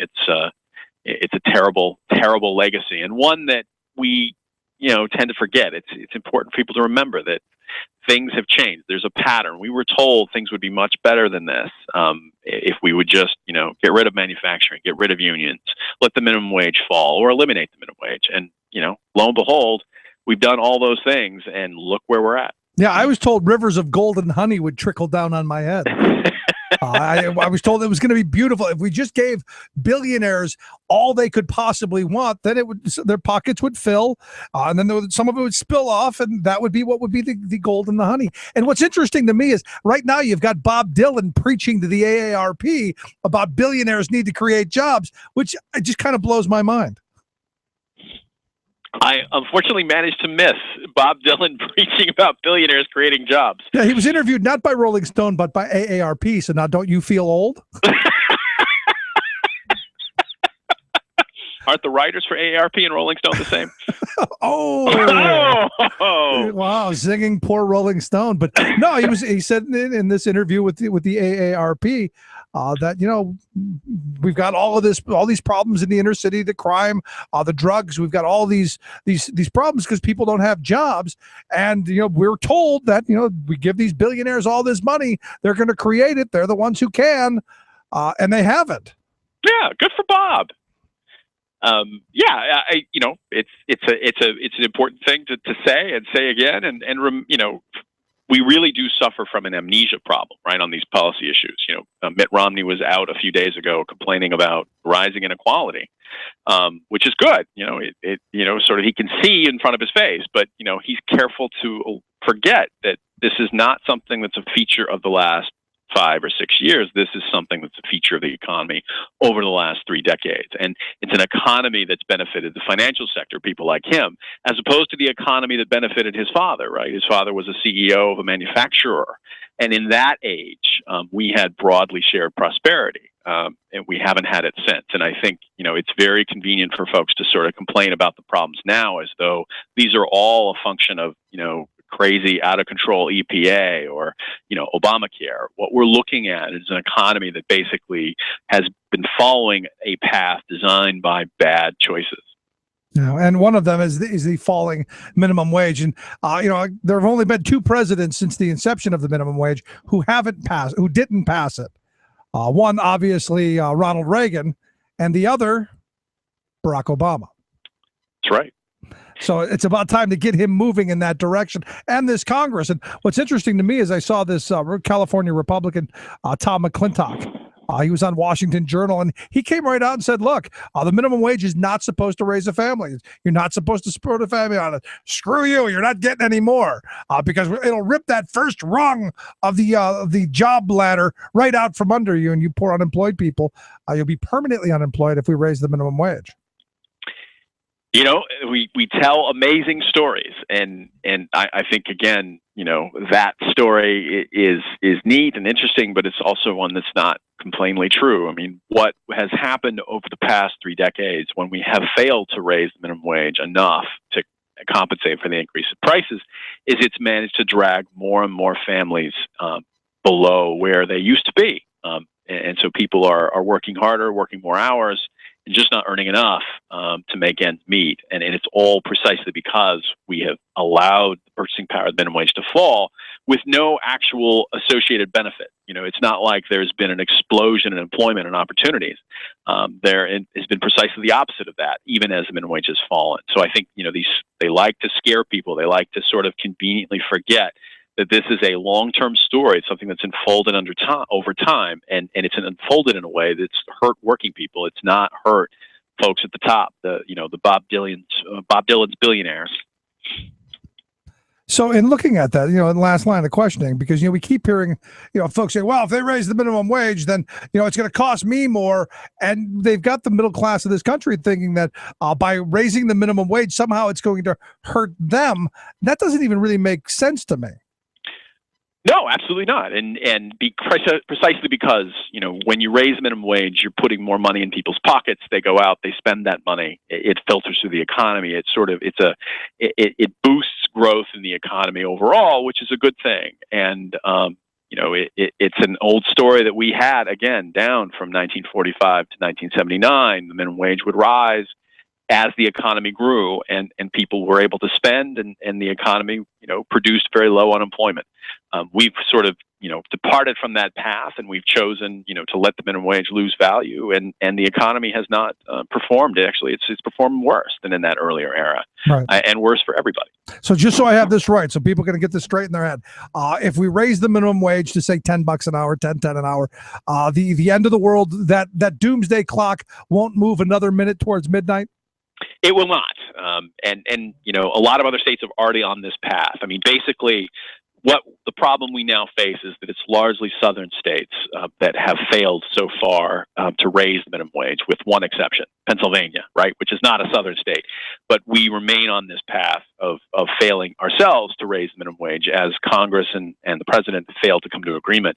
The states are moving, local governments are moving, and it's time for Pennsylvania to sort of, join the rest of the country, at least the better parts of the country, and move to raise the minimum wage here. And also, make it possible for local, governments, other cities, Philadelphia and Pittsburgh, have a higher cost of living. They probably need a minimum wage that's higher than what would prevail, say, in Lancaster. So undo what the Republicans did the last time, the hostage situation they created there, the last time the minimum wage was raised, by including that no localities, no municipalities, cities or townships can pass an increase of its own. Undo that, right?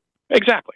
It's about giving, local governments the power to do what they're supposed to do, which is make decisions for the welfare of their citizens. Yeah, isn't that what that whole local control, get government out of our lives kind of thing? Never mind. Yeah. Sorry. Well, it's get government out of the hair of Walmart, I think, is what generally that local control pitch is. There it is. Well, good news then. The end of the world, we're not going to we may tick another minute towards the end of the world on the doomsday clock, but it's not going to be because of the minimum wage. Pretty happy about that. I am. Good stuff. Mark, I appreciate you taking time for us. Oh, thank you, Rick. It's good to be here. All righty. Mark Price, labor economist over at the Keystone Research Center. Quick break. Right back after this. Stick around. Listen to The Rick Smith Show.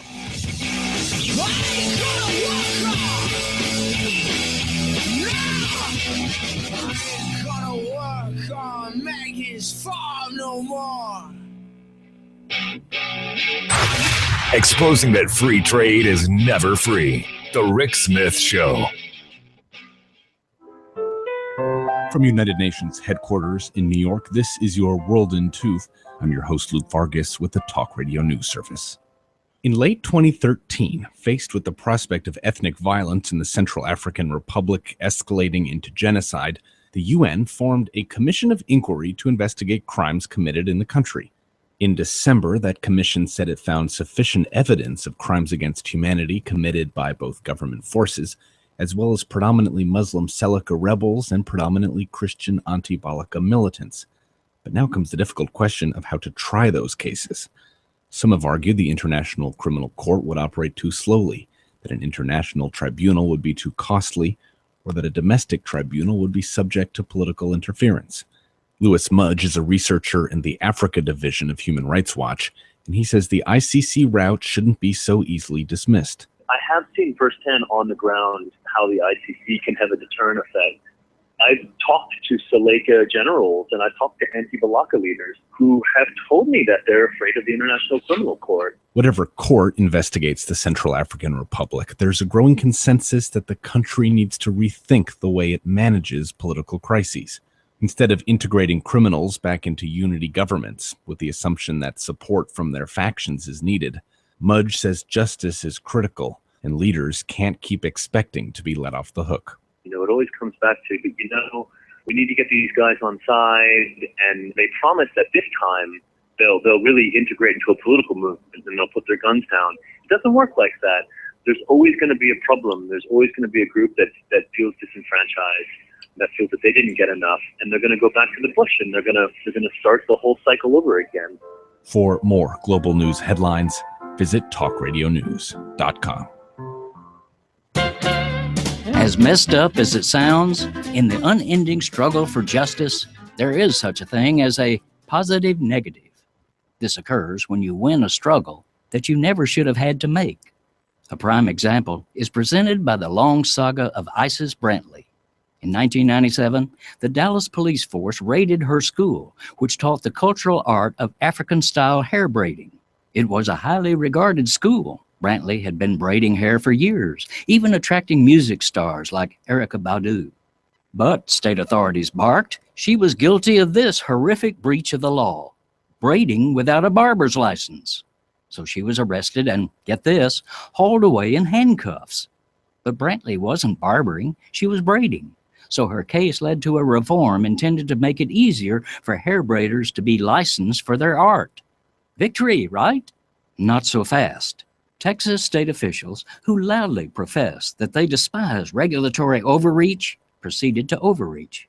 Braiding artists, they commanded, must convert their shops into fully equipped barber colleges, requiring 10 or more workstations with hair washing sinks, even though braiding does not involve washing.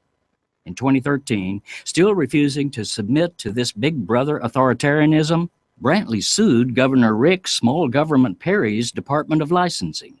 And now, 17 long years after the Texas state government's ridiculous anti-hair braiding gendarmes raided Isis Brantley's shop, locked her in handcuffs, and ran roughshod over her rights, she has found a measure of justice. The court has ruled that the state's actions are unconstitutional, not to mention arbitrary and abusive, shameful, and silly. This is Jim Hightower saying, right-wingers claim to hate big government intrusion, but where were they when their own government was intruding on Isis Brantley? Hightower's commentaries are brought to you by the Hightower Lowdown, the monthly newsletter with Hightower's populist take on what the powers that be are up to. Find out more at hightowerlowdown.org. Would you dive 14 feet deep in the Susquehanna to keep a bridge safe? Would you spend night after night with prisoners to keep your community safe? Would you spend Christmas Eve plowing snow to keep roads safe? AFSCME members do. Men and women who choose to serve in public service. Mine inspectors, 911 dispatchers, healthcare workers, parole agents. You may not think about them, but no, they're all thinking about you. This message brought to you by Ask Me Council 13.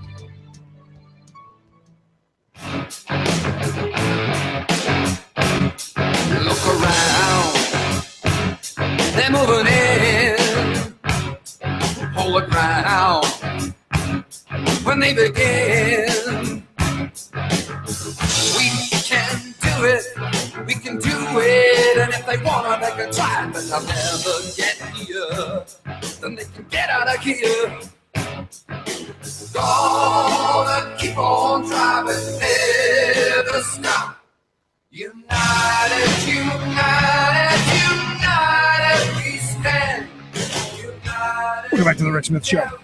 Our quote of the day comes from the executive director of Oxfam International, out of their new report that says half of the global wealth held by the top 1%. The Winnie Bannerman, she says rising inequality is dangerous. It's bad for growth and it's bad for governance. She says we see a concentration of wealth capturing power and leaving ordinary people voiceless and their interests uncared for. Yeah, I mean, stop and think about all of the things we've been talking about just today. Crumbling infrastructure that now we need $3.6 trillion spent. Do you really think we're going to spend $3.6 trillion over the next couple of years? Do you think that's possible? That we're going to spend that kind of money? Really, honestly, and truthfully? Do you think we're going to spend that? I don't. $3.6 trillion over the next 5 years. I'm not hopeful, honestly and truthfully. And you think about what we, the people, need, what we need done right now. And I just don't foresee it happening. And it leaves the interests of we, the people, uncared for, unmet. So when the president talked about a tax code that it benefits us, which I think is a good idea. Some of the things in the State of the Union, I thought we're finally talking about raising the capital gains tax. It's always been curious to me why we allow gambling on Wall Street, why we allow that moneyed interest, why we allow that to be taxed at a different rate than what people earn while working. It's always been one of those weird things to me. Why is that? Why do we allow it? It seems kind of dumb. I say it should be, actually gambling should be treated as a higher tax rate than working. Just my thought. The president also talked about fees on U.S. financial firms. I'm of the mindset we should, at the minimum, have a sales tax on all stock transactions. I like the idea of the Tobin tax, or what the National Nurses United group are calling the Robin Hood tax. I think it's smart. Now, what Obama is going to do is, under his plan, there are more like a little more than 100 U.S. financial institutions with assets of more than $50 billion. They'd be required to pay, a fee equal to at least, 1.5% of their covered liabilities. So they'd have to put something into it. Personally, I'm a big fan of the tax. He also wants to expand the child care credit, which I think is it's all right. I'm there. The one thing I'm kind of thinking about is he wants to give assistance to working spouses. I'm not sure how I feel about this, because I think I would rather encourage people to stay home. I think I may be old fashioned, but I'm of the mindset that someone should be home when the kids get home from school. I think maybe it's that 50s ideology. I don't know.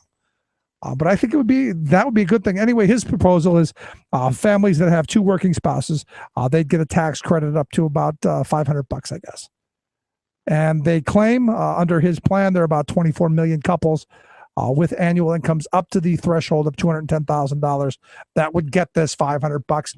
And, it would act as a stimulus, kicking a little money into the economy, which I don't think is a bad thing. I think it can only help. Just one of those things. But if you look at this, there's a lot we should be doing, a lot we're not going to get done. But at the end of it, I'm a big advocate of going back to the good old days of the good socialist president, Dwight David Eisenhower. I think having a progressive tax rate where we get away from the regressive sales taxes and all of the usury fees, I think that's the way to go. Instead of what we've been saddled with these last several years. Anyway, going to take a quick break. Right back after this. Stick around. You listen to The Rick Smith Show. We're working people. Come to talk.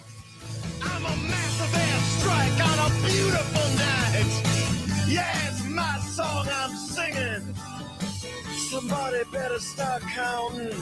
What coming out swing. Not right wing, just right. The Rick Smith Show.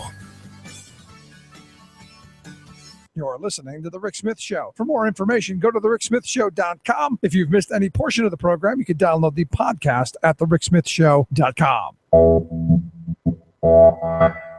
You're listening to WIN, Workers Independent News, a production of Diversified Media Enterprises. I'm Doug Cunningham.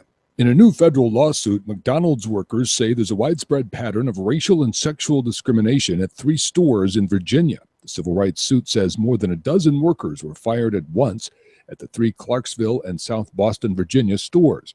According to the workers filing the suit, top managers told them that it was too dark in the restaurants and that they need to get the ghetto out of the store. The suit also alleges that one supervisor routinely touched female workers inappropriately and offered better working conditions in return for sexual favors. Katrina Stanfield is one of the fired McDonald's workers suing the corporation. I worked at McDonald's for about a year and a half, and in that time, I faced abuse constantly. My supervisor, Zena Lambert, would regularly harass me and other non-white workers. Whenever I was with other black workers at the store, she would say things like, "It's so dark in here," or make rude comments about our hair or how we look. After a staff meeting with Zena Lambert, said loudly, "We need to get the ghetto out of the store," which made me feel very uncomfortable. My other supervisor would regularly harass female workers at the store. He made inappropriate comments about the bodies of women at the store. He would touch workers inappropriately and send workers pictures of himself naked. This lawsuit uses an NLRB ruling that McDonald's is a joint employer responsible for its franchise operations to make its case. The suit asserts that because McDonald's has control over nearly every aspect of its restaurant's operations, it's responsible for the discrimination and harassment the workers are alleging in the lawsuit. The IAM and the Society of Professional Engineers in Aerospace are pushing for conditions to be put on the $8.7 billion worth of tax credit that Boeing is getting from Washington State. The two unions are working to get bills through the state legislature, imposing some conditions. One bill would specify the number of jobs that Boeing or any other aerospace company would have to maintain in the state in order to keep the tax credits. Another bill would require companies that get these tax credits to pay living wage jobs. Boeing got the tax credits in November of 2013. Since then, Washington jobs at Boeing have gone down by about 2,500 jobs. Part of the deal that landed the $8.7 billion in tax credits for Boeing was a contract the Machinists Union was pressured to support that ends Boeing pension contributions after 2016.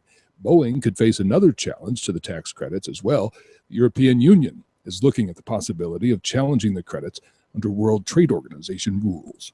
This newscast made possible in part through support from the United Steelworkers and from the UMWA, the United Mine Workers of America. You've been listening to WIN, Workers Independent News. For more information, visit laborradio.org.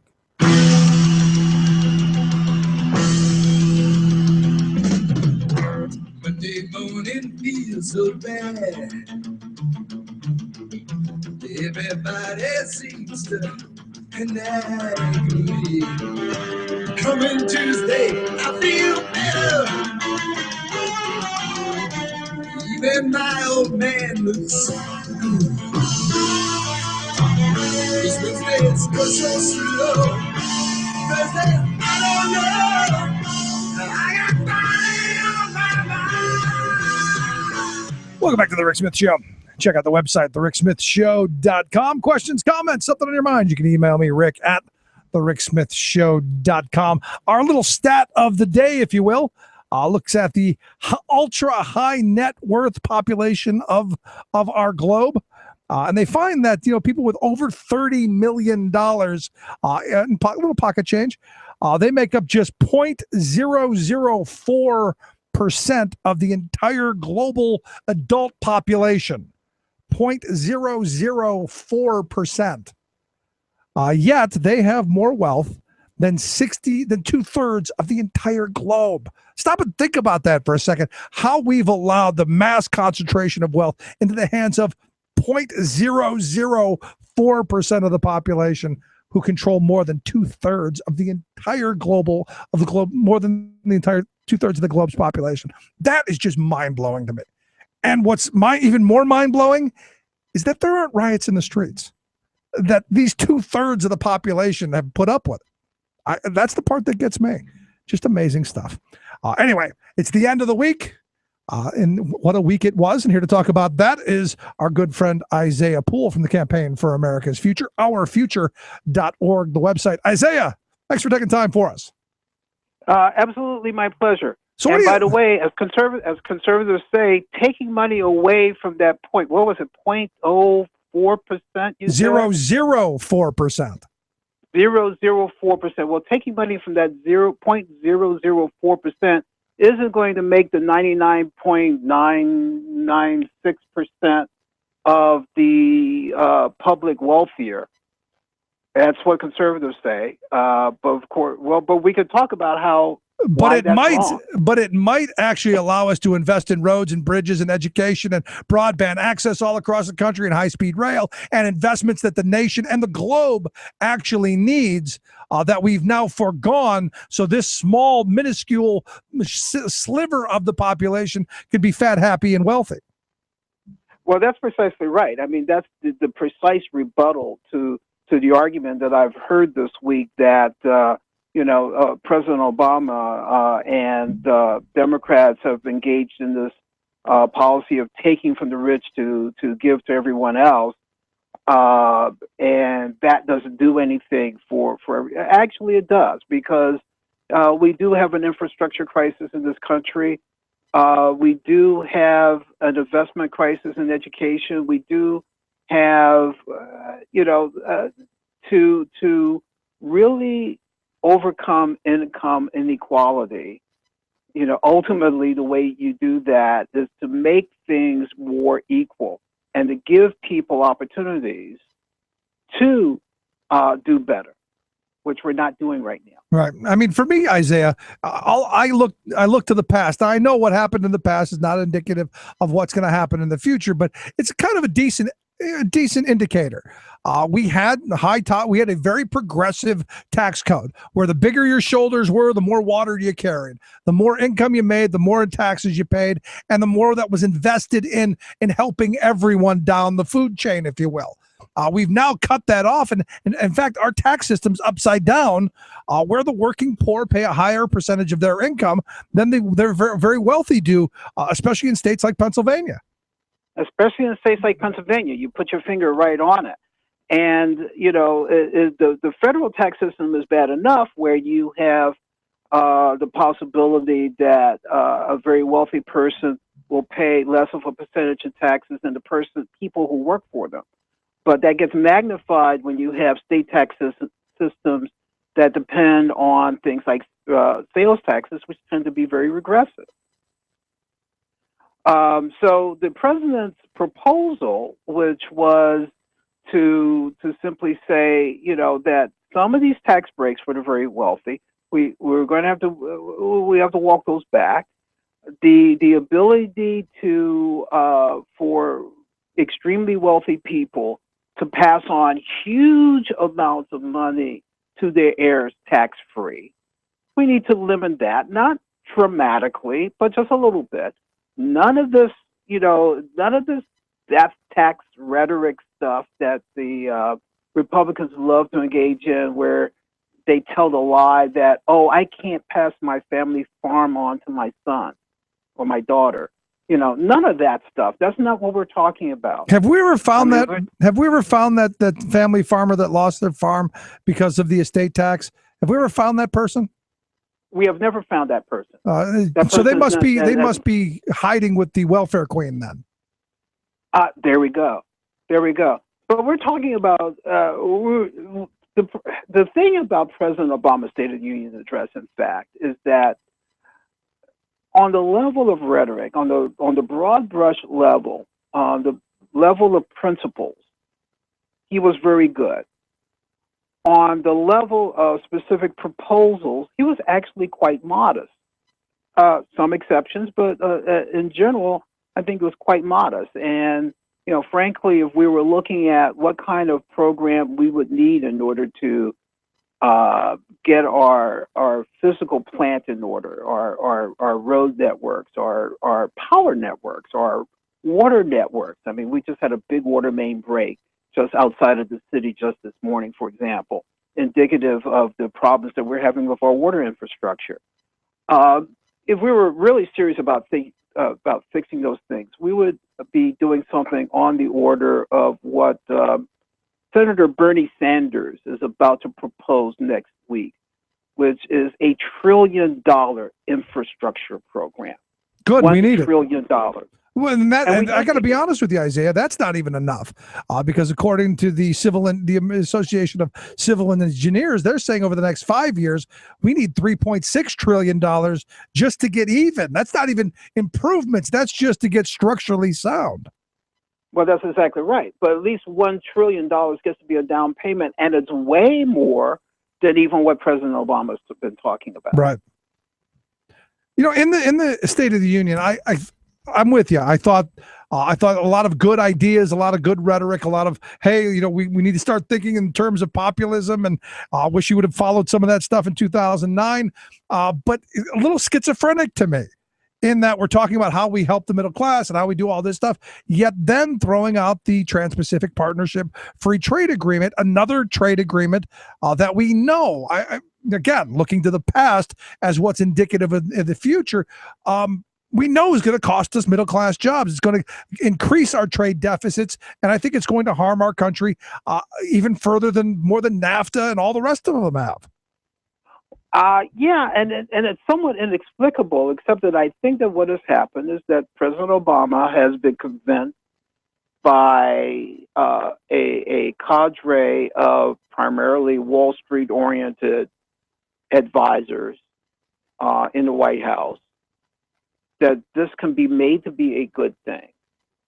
That if you put in a few palliatives that would address, a handful of the labor concerns and perhaps a couple of the environmental concerns, then the fact that the deck is overwhelmingly stacked toward corporate America,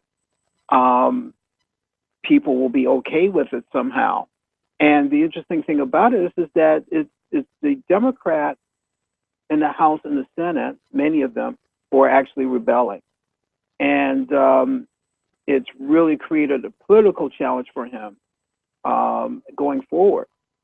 Well, I got to tell you, Isaiah, I hope there's somebody rebelling, because this is a bad idea.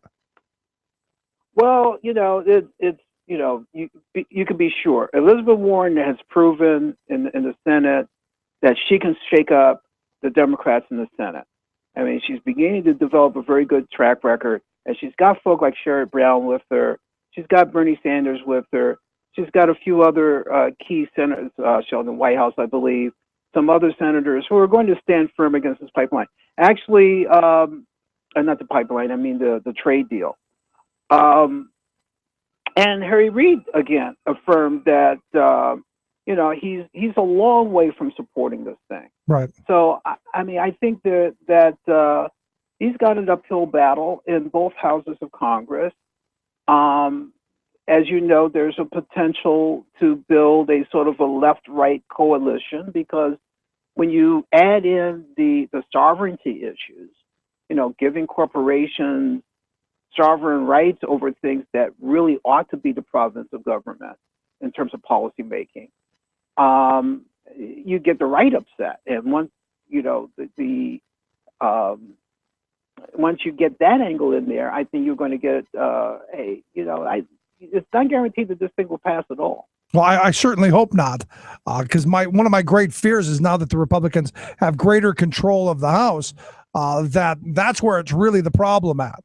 And the hope is that the Tea Party Republicans, who look, I don't know any Tea Party people who are in favor of it. And I think this is where there's a natural alliance of folks on the left and on the Tea Party side that know that these trade deals are destructive and they're bad, to come together and hopefully stop it. And then actually talk about a trade deal that's about trade, because this isn't, as I understand, and maybe you've got a different thought, but this whatever this isn't really about trading widgets for whatnots. No, it's way, way, way bigger than that. And I think the first thing that we have to do is to say that, the fast track trade promotion process, which has to go through before the trade deal itself goes through, is the piece of this that has to be blocked. We cannot have something this important, this significant, to just sort of fly through Congress without debate. And the fast track trade promotion allows that to go through. We have had a history of passing trade deals without the fast track process. All the fast track process does is give a blank check to negotiators to basically negotiate whatever deal that they can get, and then it gets more or less rubber stamped in Congress. And by trade negotiators, you mean corporate lobbyists? And by trade we literally mean corporate lobbyists. I was in a room recently with one of the lead trade experts for the AFL-CIO. She has some access to the negotiations, but she doesn't have the same level of access as many of the corporate lobbyists who have been involved in this. And certainly she is outnumbered. And the people who are representing what I would call the public interest are way outnumbered. And that's the fundamental problem here. Yeah. Let me ask you about one of the jobs bill proposals put forth by Senator Breadbags. This idea that there's the Keystone Jobs Plan. I guess before we get to that, what'd you think of the Breadbags comment?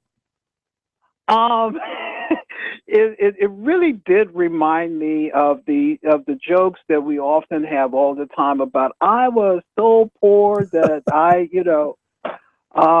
walked uphill 20 miles each way to get to school. Yeah, and it really felt that way at one point. It didn't. I don't think it didn't feel as authentic to me as I think she intended it.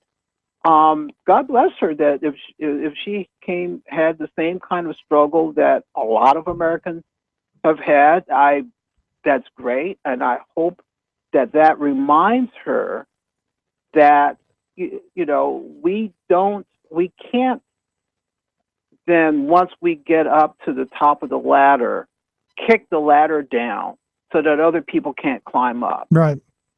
I just find it hypocritical, because here's, on one hand, you go, okay, fine. Let's make sure that nobody has to put bread bags back on their shoes by giving them access to good education and better jobs and maybe good union jobs, all things that you stand against. But the other part of it was, you got corporate welfare and tons of it. $460,000 went to your family's farm.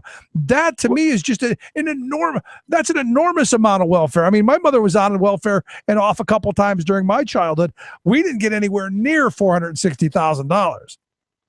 Imagine what I could have done with my life. Really? If my family had $460,000 to support us instead of the Social Security survivors benefits that I had when I was a teenager, being raised by a single parent, and that was the only income we had.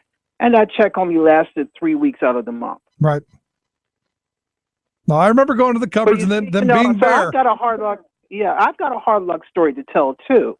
But the difference is that I'm not going to then say to people, okay, I got a government benefit, but now I'm going to turn around and force other people to not have the same benefit that I had. I'm just not going to go there. Good. And it's a shame that Joni Ernst is now in a position where she is going to say, yes, I got all this government support for myself and my family, but now I'm going to turn around and make sure that other people don't have the same opportunity that I had. Yeah. So last question, the Keystone Jobs Plan, which evidently now the pipeline is a jobs plan. Did I miss something? Well, yeah. Well, no, you didn't. The Keystone Plan has never been and never will be a jobs plan. In fact, the one thing that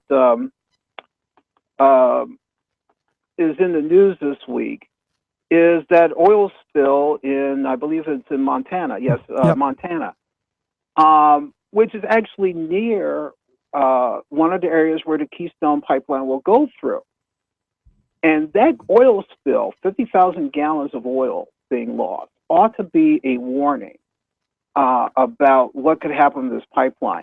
When the Senate passed this Keystone bill, by the way, they voted against an amendment that would require the builders to put money aside for oil spill cleanup.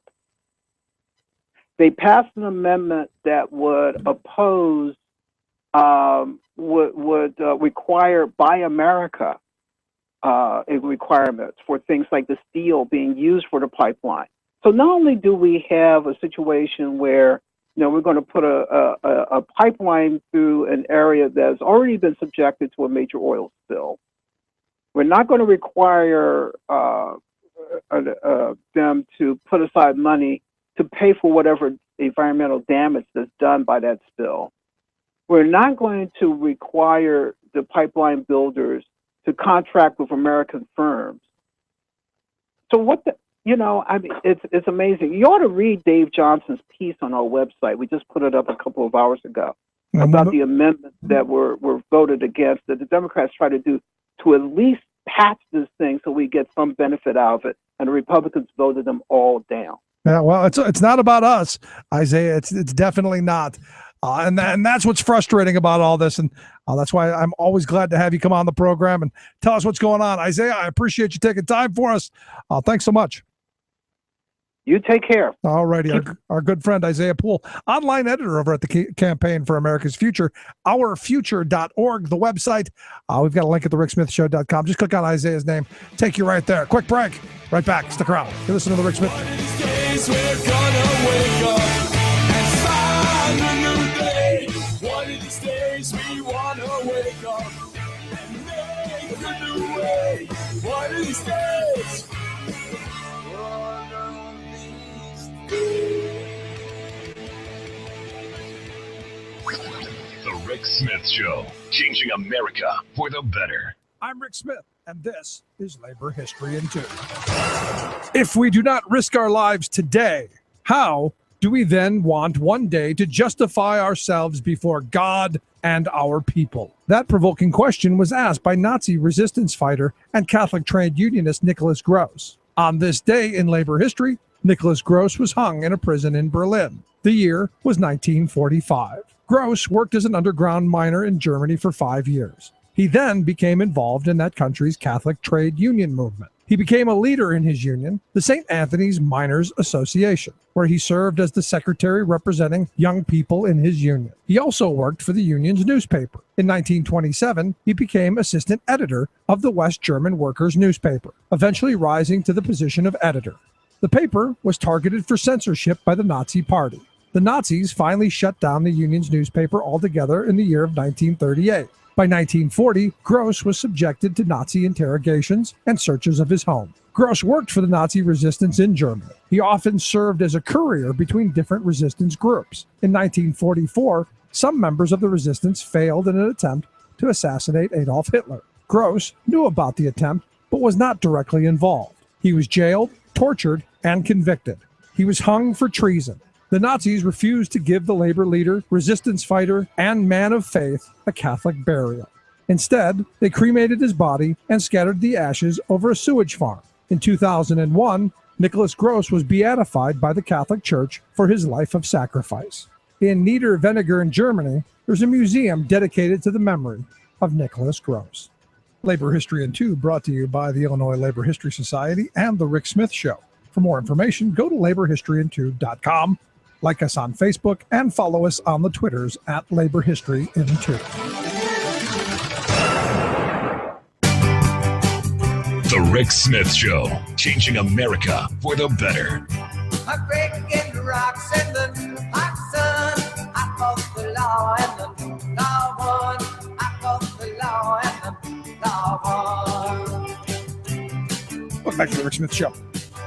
Check out the website, thericksmithshow.com. Questions, comments, something on your mind, you can email me, Rick, at thericksmithshow.com. The Borowitz Report. Andy Borowitz writes, in a poll taken on Tuesday night, a wide majority of Americans said that they now believe that they could be elected to the United States Senate.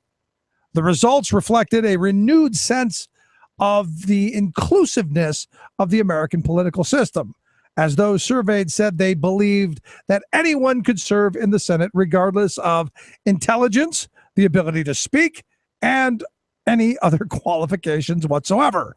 Borowitz says, while those responses indicated that as of Tuesday night, at least Americans were energized about the possibility of their future careers in Washington, other results were not so encouraging. 19% of those surveyed said they could not respond to the poll because they were still in a state of shock, while 14% agreed with the statement. What the? I can't say that, but WTF. And I agree. Very interesting little do there by the good senator from Iowa, who's going to be quite a joy to watch in the coming weeks and months, or for the next 6 years. Wow. Good, interesting news coming out of New Jersey. Governor Chris Christie, his 2013 election campaign, about $800,000 in the hole. They've got some legal bills that they have to pay. They've been advised by the Republican State Committee on the George Washington Bridge thing, cost them a boatload of cash. And I guess this is kind of what's weighing. And there's part of me that thinks this is a fundraising plea, because they're saying that the debt means that he might consider running for president just to fill the debt, to raise money to pay off the debt. Now, what's interesting is, people in New Jersey, he had to go outside the state to get a whole boatload of cash, according to the Election Law Enforcement Commission. Because evidently in New Jersey, you can only give $3,800 per person, I believe. And you can't use any of that contribution to pay off the debt, is the way the story goes. So $800,000 in the hole. So he may be in. He may actually be in. And you know where he's not going to be able to get money anymore? I just saw this over at the Inquirer. Evidently, the Rizzoldi family, big Republican donors in the New Hope, Bucks County, Pennsylvania area, evidently they've been indicted on fraud charges. According to the story, a prominent Republican donor and fundraiser was charged yesterday on a whole slew of charges, from insurance fraud to corruption. Turns out, evidently, they've had 3 fire incidents at their New Hope mansion, Claremont. When you start naming your house, I think you have too much money. But evidently, Claremont caught on fire 3 times, and the insurance payments about $20 million. And you go, wow, $20 million? Yeah, and with the $20 million, they bought 6 Ferraris, 2 Rolls Royces, $1.2 million worth of jewelry, and an entire another house while they're doing some renovations on this one. The story goes on that says a number of the other family members could be indicted as well for their whole plan on this. Attorney General Kathleen Kane said this family and their co-conspiracy stole millions to fund their lifestyle of extravagance and excess.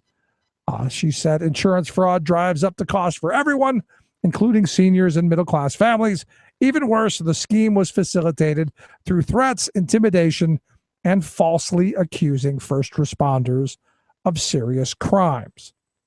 Now, evidently, the matriarch of the facility, or she accused one of the volunteer firefighters of ripping them off, some rings and some watches and stuff like that. And I find it good. It's about time we start throwing these rich people in jail. $20 million.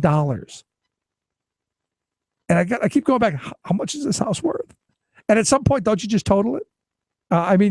If you got a car and you have an insurance claim, sometimes they total it and give you the blue book value. $1.2 million paid just for their drapes. Curtains on the window, $1.2 million. It's mind-blowing. And the 6 Ferraris, the 2 Rolls Royces, and 4 other cars totaled $2.8 million. Must be nice to have that kind of money just to throw around, especially when it's someone else's. Just amazing stuff. I'm going to take a quick break. Right back after this. Stick around. You listen to the Rick Smith Show.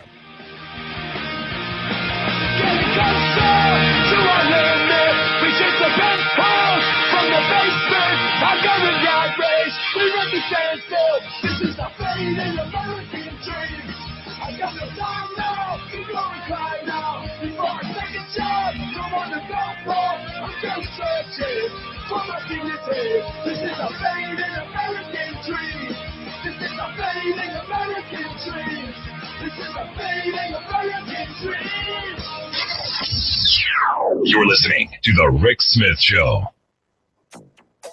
I'm not a scientist either. But you know what? I know a lot of really good scientists at NASA and at NOAA. And the best scientists in the world are all telling us that our activities are changing the climate. President Obama's State of the Union address focuses on climate change. The Keystone Jobs Bill. The Keystone Jobs Bill, Republicans are good at naming things. Cleanup efforts are underway in Glendive, while residents there are told not to drink water from their water supply. Yellowstone River pipeline spill spews oil and cancer-causing benzene. Plus, Climate has always changed. This is something that everyone has agreed and no one will debate. Senate Republicans vote climate change is not a hoax. But there's a catch. All of those catches and more straight ahead. From BradBlog.com, I'm Brad Friedman. And I'm Desi Doyen. Stand by for 6 minutes of independent green news, politics, analysis, and snarky comment. Warms your heart, doesn't it? Pipelines are great. Pipelines are great, and unlike your heart, they'll never break. This is your Green News Report.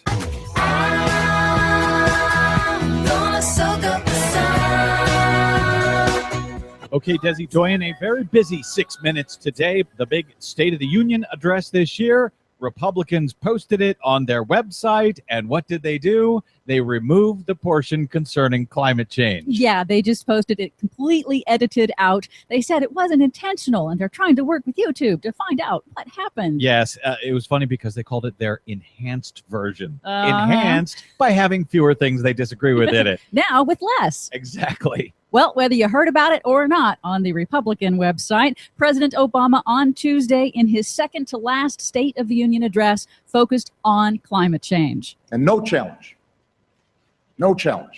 poses a greater threat to future generations than climate change.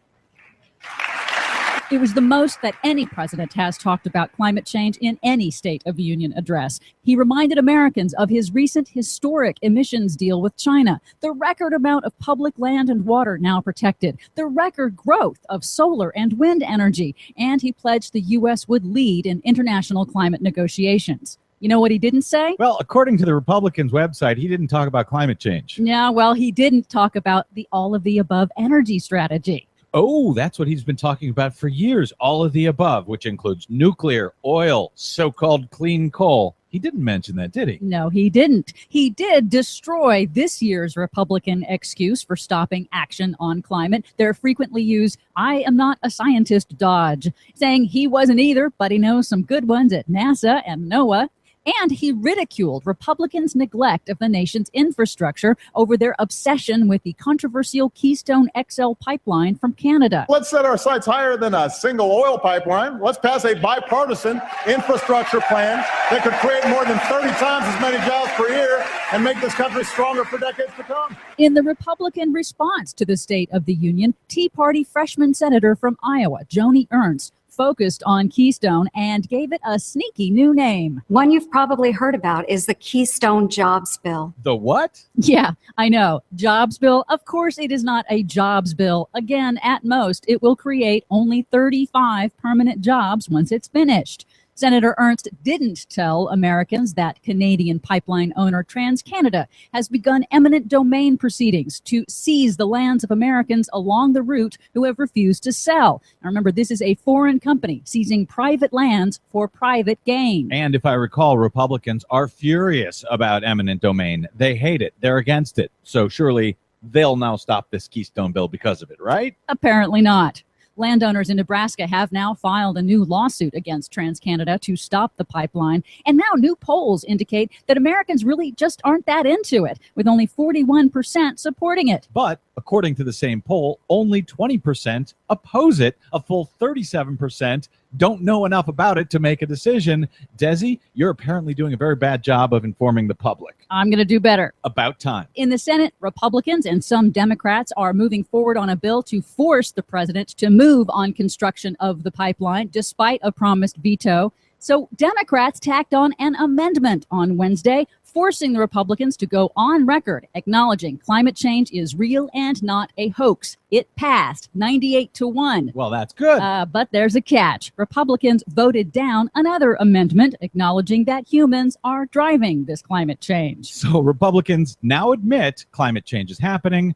They just won't admit that man has anything to do with it. That's right. Finally, in Montana, a state of emergency and now a drinking water ban has been ordered for the town of Glendive, Montana, after an estimated 40,000 gallons of crude oil spilled into the Yellowstone River and contaminated the water supply. That's the second pipeline spill into the Yellowstone River in less than 5 years. 50,000 gallons from a 12-inch pipeline. The Keystone XL pipeline will be 36 inches, which, as a Brad Blog commenter was kind enough to do the math, means it is 9 times larger.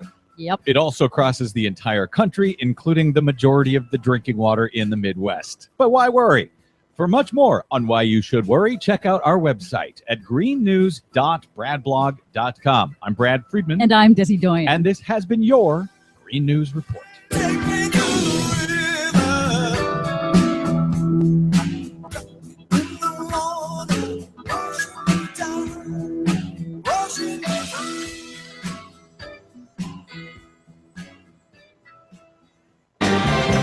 The most important issues of the day. This is the Rick Smith Show.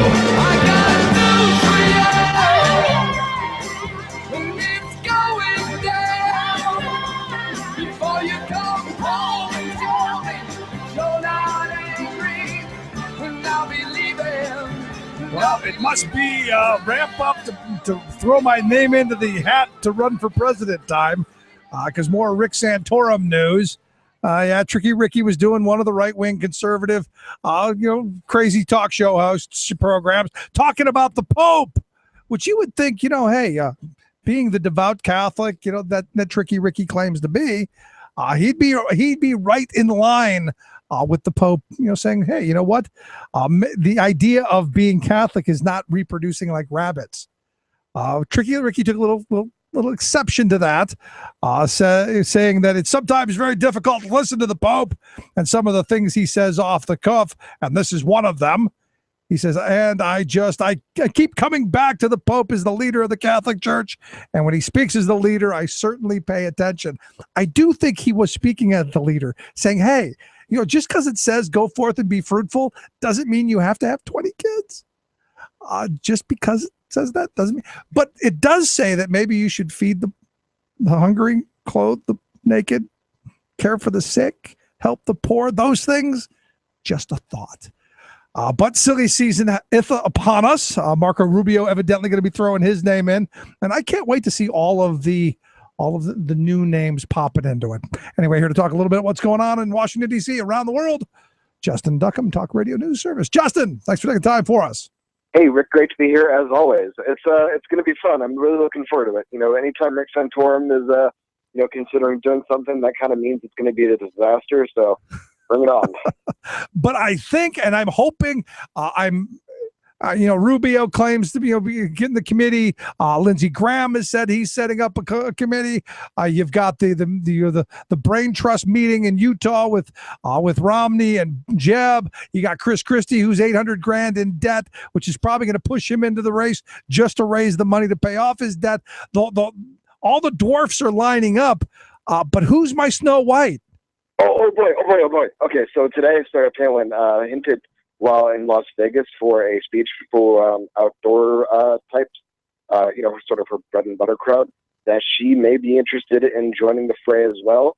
So, Christmas may come a little bit early, and life may be a little bit better for all of us over here who are, kind of dreading about writing the same story again. Because, look who's coming and look who's knocking, and whatever she touches turns to gold or something like it. No way Sarah Palin's going to be running for president. No way. Please tell me you're making this up. Well, that's exactly what she hinted at today. She said, anybody who has a servant's heart would be interested in taking that position. She was referencing herself. And we know that in 2014, she was certainly a, very vocal person. She's continually been trying to, make money elsewhere. We know that her website apparently hasn't been doing as well as she'd like. She was hoping to have some sort of Glenn Beck-like following with, sarahpalin.com or .net or whatever the heck it is. But it looks like she probably needs a new way to stay relevant and, receive attention. And what better way to kind of secure up those, contracts than by running for president? So nice. It looks like she may actually be doing it this time around. And at this point, she frankly doesn't have much to lose. No, she doesn't have anything to lose. But she's, and you're right, she'll stay in the public eye, which is, which might help her TV channel. Because the 6 people that watch it now are getting kind of bored of people just dropping in. Did you see that where a couple of guys from New Jersey just stopped in and she held them there for an hour? I don't think I saw that. I have to check that out. It was hysterical. They just stopped by and because they wanted to look at the house, and they drugged them in and put them on the on the camera. And oh my God! It was at one point the guy's like, "I got nothing else to do. We got to leave." Yeah, it's pretty funny though. So that's great. I'm thrilled to hear it because all of the crazies are now going to throw their hats out into the ring. I was just talking to someone earlier who said Scott Walker from Wisconsin could throw his hat out there as well. It would be great to see all of the crazies. Oh, this is just fabulous. No, it still could be surprising. We're hearing a lot about Steve King possibly running. Who, whenever he opens his mouth, it's sort of a gaffe. Oh. There's some rumors that we could see Peter King, the, chair of the Homeland Security Committee, who ended up holding these sort of McCarthyist Muslim hearings on extremism in the U.S. That was, frankly, pretty grotesquely offensive. And, we were still hearing rumors about, Donald Trump, who was in Iowa this week. So, this could be a lot of fun. And, of course, let's not forget Mike Huckabee, who is, pretty much flatly saying he's considering running. He quit his Fox News show and, has been making quite a bit of a fool of himself, considering he's now the premier Beyonce critic for the country. So yeah. It's going to be a fun year. It's going to be. I cannot wait. And then you even throw out some of the other ones like Ben Carson and the rest of them. And I guess this weekend is the Iowa Freedom Summit. Exactly. A lot of these, people are now gathering for the Freedom Summit hosted by the Koch brothers. So I'm sure we may see some surprising faces pop up there, and it could be a lot of fun. So I'm, I'll be looking forward to it. I'll be getting my popcorn ready. But I'm just happy that Sarah Palin's, hinting it out there, just because I think we as a country need that. Yeah. No, I mean, I was looking for the character to play the Michelle Bachmann role in the last election. I think Sarah Palin will fill that role. Oh, why would you even need a Michelle Bachmann when you have Sarah Palin? Michelle Bachmann really is just a kind of a Sarah Palin light. So I'd let Coca-Cola Classic than Pepsi. There you go. Okay, there you go. Good. Well, I'm that just made my weekend. I now have something to do watching C-SPAN over the weekend of the Iowa Freedom Summit. Oh boy! Well, what amazing lives we live. No, not really. I'm kind of boring. I'm playing Mr. Mom this weekend, so I'm a homebody all weekend. Let's move on. Evidently, the king died, and we have a new king in Saudi Arabia. Yep, this was King Abdullah, who was 90 years old. The president and vice president and State Department, of course, have all expressed their condolences, saying this is somebody who oversaw the country during a pretty tumultuous time, somebody who's contributed to peace. They don't necessarily note that this is a country that's not necessarily the greatest when it comes to human rights abuses or the freedom of the press, which we now all seem to certainly cherish. But regardless, Vice President Joe Biden is going to be traveling to Saudi Arabia for the period of mourning that's taking place after his death. The actual funeral took place today, and the U.S. wasn't able to get a representative there in time. But it looks like they are going to be, sending Biden to this event. Don't we have an embassy there? Yes, we do. Couldn't we send someone from there? Janitor, somebody? That's a good question. And considering what happened with Charlie Hebdo, I'm sure there's probably at least this is the administration trying to save face following that sort of misfire. Right. But unfortunately, it is for a country where women aren't allowed to drive and whatnot. Yeah, well, but I thought that was the reason we had the embassy. So when things like this come up, you've got somebody in the neighborhood to take care of it. Yeah, that's a good point. And perhaps the ambassador was at the funeral today. I was just reading that report from one of my staffers, and if he's wrong, I'm going to have his head. But at least there wasn't a high level U.S. representative. Right. You didn't have the president didn't show up, or the vice president or Kerry or any of them. A janitor doesn't really count as a representative, I guess. Oh, there we go. And also, when it comes down to it, it's an ambassador, and the administration hasn't really broken much ground on making sure that we have pretty qualified ambassadors, which is unfortunate. They said they were going to do that. They said that was going to be one of the main things, that they're going to have a premier force of elite diplomats. But it's sort of the more of the same kind of business as usual, in the sense that a lot of these people are just big bumblers. I can't say that about the Saudi Arabian ambassador. Like most Americans, I have no idea who the heck it could be. But I do know that the ambassador for England that we initially had was a huge, Democratic operating in the background. Yeah. Somebody who, had raised a lot of funds for quite some people. And I wouldn't be surprised to see. I wouldn't be surprised either. But generally, those cushy gigs go to places like Ireland and England and first world country, friend of our kind of thing. Where did Max Backdoris go? Where'd they shuffle him off to? I don't know, actually. I thought it was China. But I'm not. Oh, yeah. It was Max Backdoris. Yeah. He went to China. Thank you. No, there you go. Well, good. There you go. Another way to shuffle off some of those patronage gigs. Also, I guess the Republicans have irked the Democrats over some Keystone amendments. Yep, nothing too surprising here, considering the tone that we've seen in Congress for ever, I guess. But the Senate Democrats were attempting to introduce a good number of amendments to the legislation to try to approve the Keystone XL pipeline. Senate Majority Leader Mitch McConnell, I don't think I've actually said that on air before.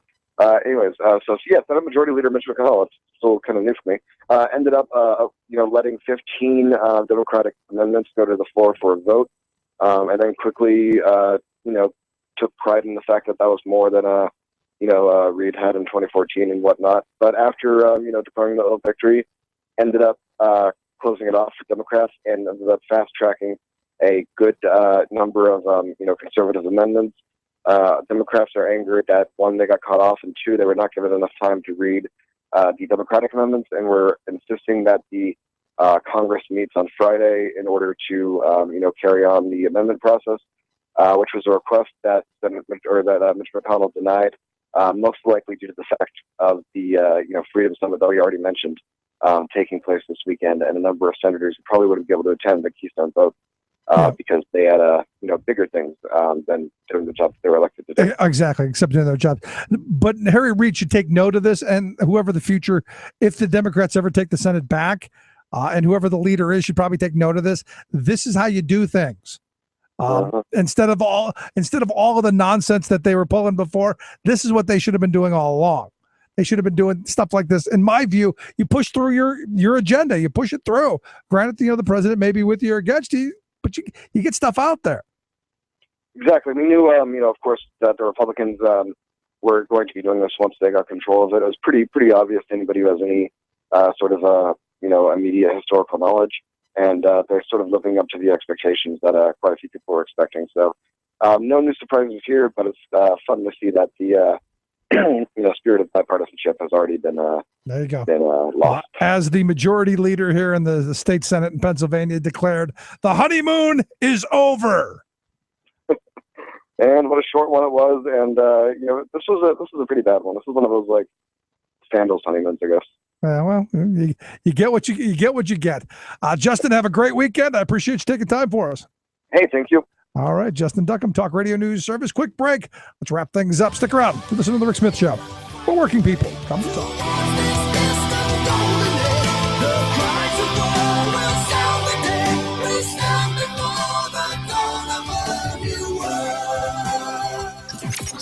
Radio of, for, and by we the working people. The Rick Smith Show. From United Nations headquarters in New York, this is your World in Tooth. I'm your host, Luke Vargas, with the Talk Radio News Service. In late 2013, faced with the prospect of ethnic violence in the Central African Republic escalating into genocide, the UN formed a commission of inquiry to investigate crimes committed in the country. In December, that commission said it found sufficient evidence of crimes against humanity committed by both government forces, as well as predominantly Muslim Seleka rebels and predominantly Christian anti-Balaka militants. But now comes the difficult question of how to try those cases. Some have argued the International Criminal Court would operate too slowly, that an international tribunal would be too costly, or that a domestic tribunal would be subject to political interference. Louis Mudge is a researcher in the Africa division of Human Rights Watch, and he says the ICC route shouldn't be so easily dismissed. I have seen firsthand on the ground how the ICC can have a deterrent effect. I've talked to Seleka generals and I've talked to anti-Balaka leaders who have told me that they're afraid of the International Criminal Court. Whatever court investigates the Central African Republic, there's a growing consensus that the country needs to rethink the way it manages political crises. Instead of integrating criminals back into unity governments with the assumption that support from their factions is needed, Mudge says justice is critical and leaders can't keep expecting to be let off the hook. It always comes back to, we need to get these guys on side, and they promise that this time they'll really integrate into a political movement and they'll put their guns down. It doesn't work like that.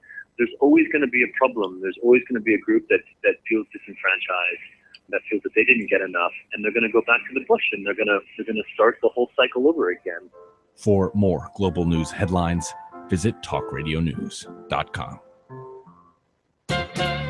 As messed up as it sounds, in the unending struggle for justice, there is such a thing as a positive negative. This occurs when you win a struggle that you never should have had to make. A prime example is presented by the long saga of Isis Brantley. In 1997, the Dallas police force raided her school, which taught the cultural art of African-style hair braiding. It was a highly regarded school. Brantley had been braiding hair for years, even attracting music stars like Erykah Badu. But, state authorities barked, she was guilty of this horrific breach of the law, braiding without a barber's license. So she was arrested and, get this, hauled away in handcuffs. But Brantley wasn't barbering, she was braiding. So her case led to a reform intended to make it easier for hair braiders to be licensed for their art. Victory, right? Not so fast. Texas state officials, who loudly professed that they despise regulatory overreach, proceeded to overreach. Braiding artists, they commanded, must convert their shops into fully equipped barber colleges, requiring 10 or more workstations with hair washing sinks, even though braiding does not involve washing. In 2013, still refusing to submit to this big brother authoritarianism, Brantley sued Governor Rick Small Government Perry's Department of Licensing. And now, 17 long years after the Texas state government's ridiculous anti-hair braiding gendarmes raided Isis Brantley's shop, locked her in handcuffs, and ran roughshod over her rights, she has found a measure of justice. The court has ruled that the state's actions are unconstitutional, not to mention arbitrary and abusive, shameful, and silly. This is Jim Hightower saying, right-wingers claim to hate big government intrusion, but where were they when their own government was intruding on Isis Brantley? Hightower's commentaries are brought to you by the Hightower Lowdown, the monthly newsletter with Hightower's populist take on what the powers that be are up to. Find out more at hightowerlowdown.org. Would you dive 14 feet deep in the Susquehanna to keep a bridge safe? Would you spend night after night with prisoners to keep your community safe? Would you spend Christmas Eve plowing snow to keep roads safe? AFSCME members do. Men and women who choose to serve in public service. Mine inspectors, 911 dispatchers, healthcare workers, parole agents. You may not think about them, but no, they're all thinking about you. This message brought to you by AFSCME Council 13. It's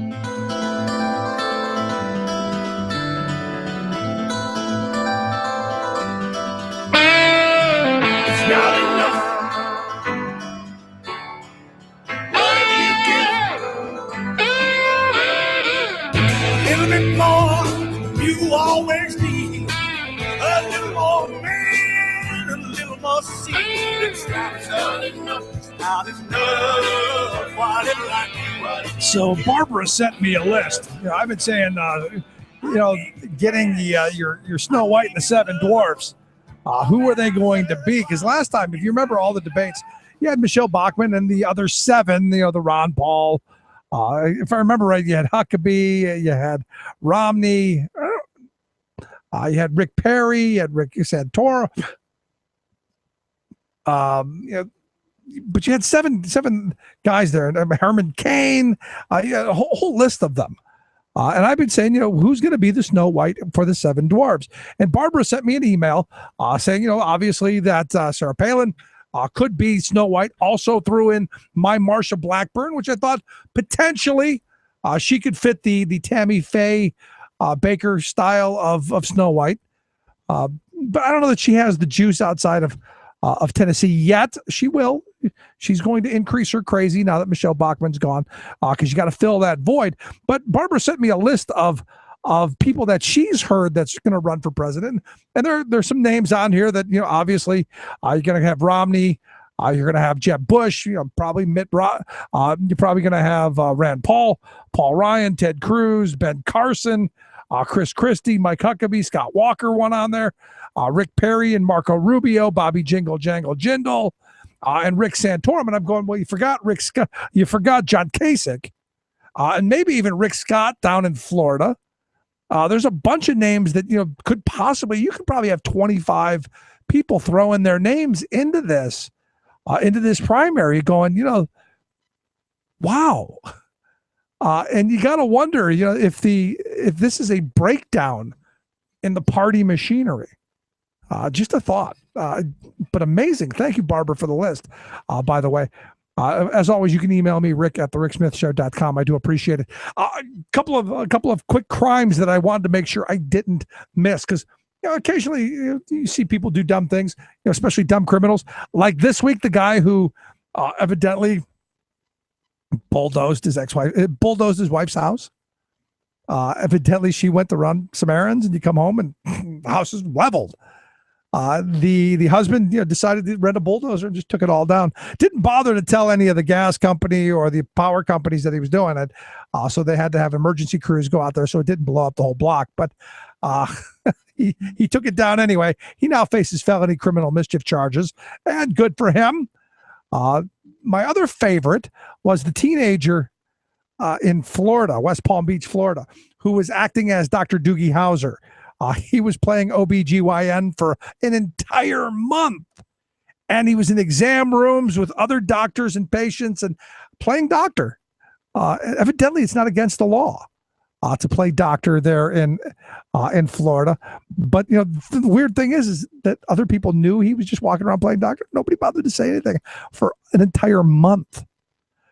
My other favorite crime, one that I've broken a time or two, and I know most people have, a guy in Georgia was driving down the road. The cop pulled him over, told him, "You can't eat a hamburger and drive," gave him a ticket.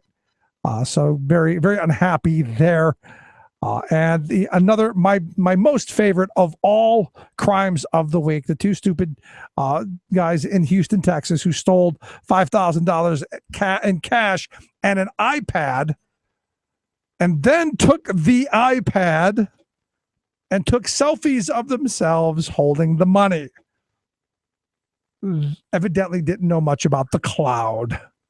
They have been busted for taking a selfie of themselves with the money. That's how we thin the herd, folks. Thanks for being here. Have a great weekend. We'll see you back here next week. If you missed any portion of the show, thericksmithshow.com. See you next week. You've been listening to The Rick Smith Show. Together, we can make America better. Email rick@thericksmithshow.com or interact with us anytime at thericksmithshow.com. Until next time, this has been The Rick Smith Show, where working people come to talk. Its color like the tide flood beneath the lunar sway, imperial, mysterious, in amorous array. Democracy is coming to the USA.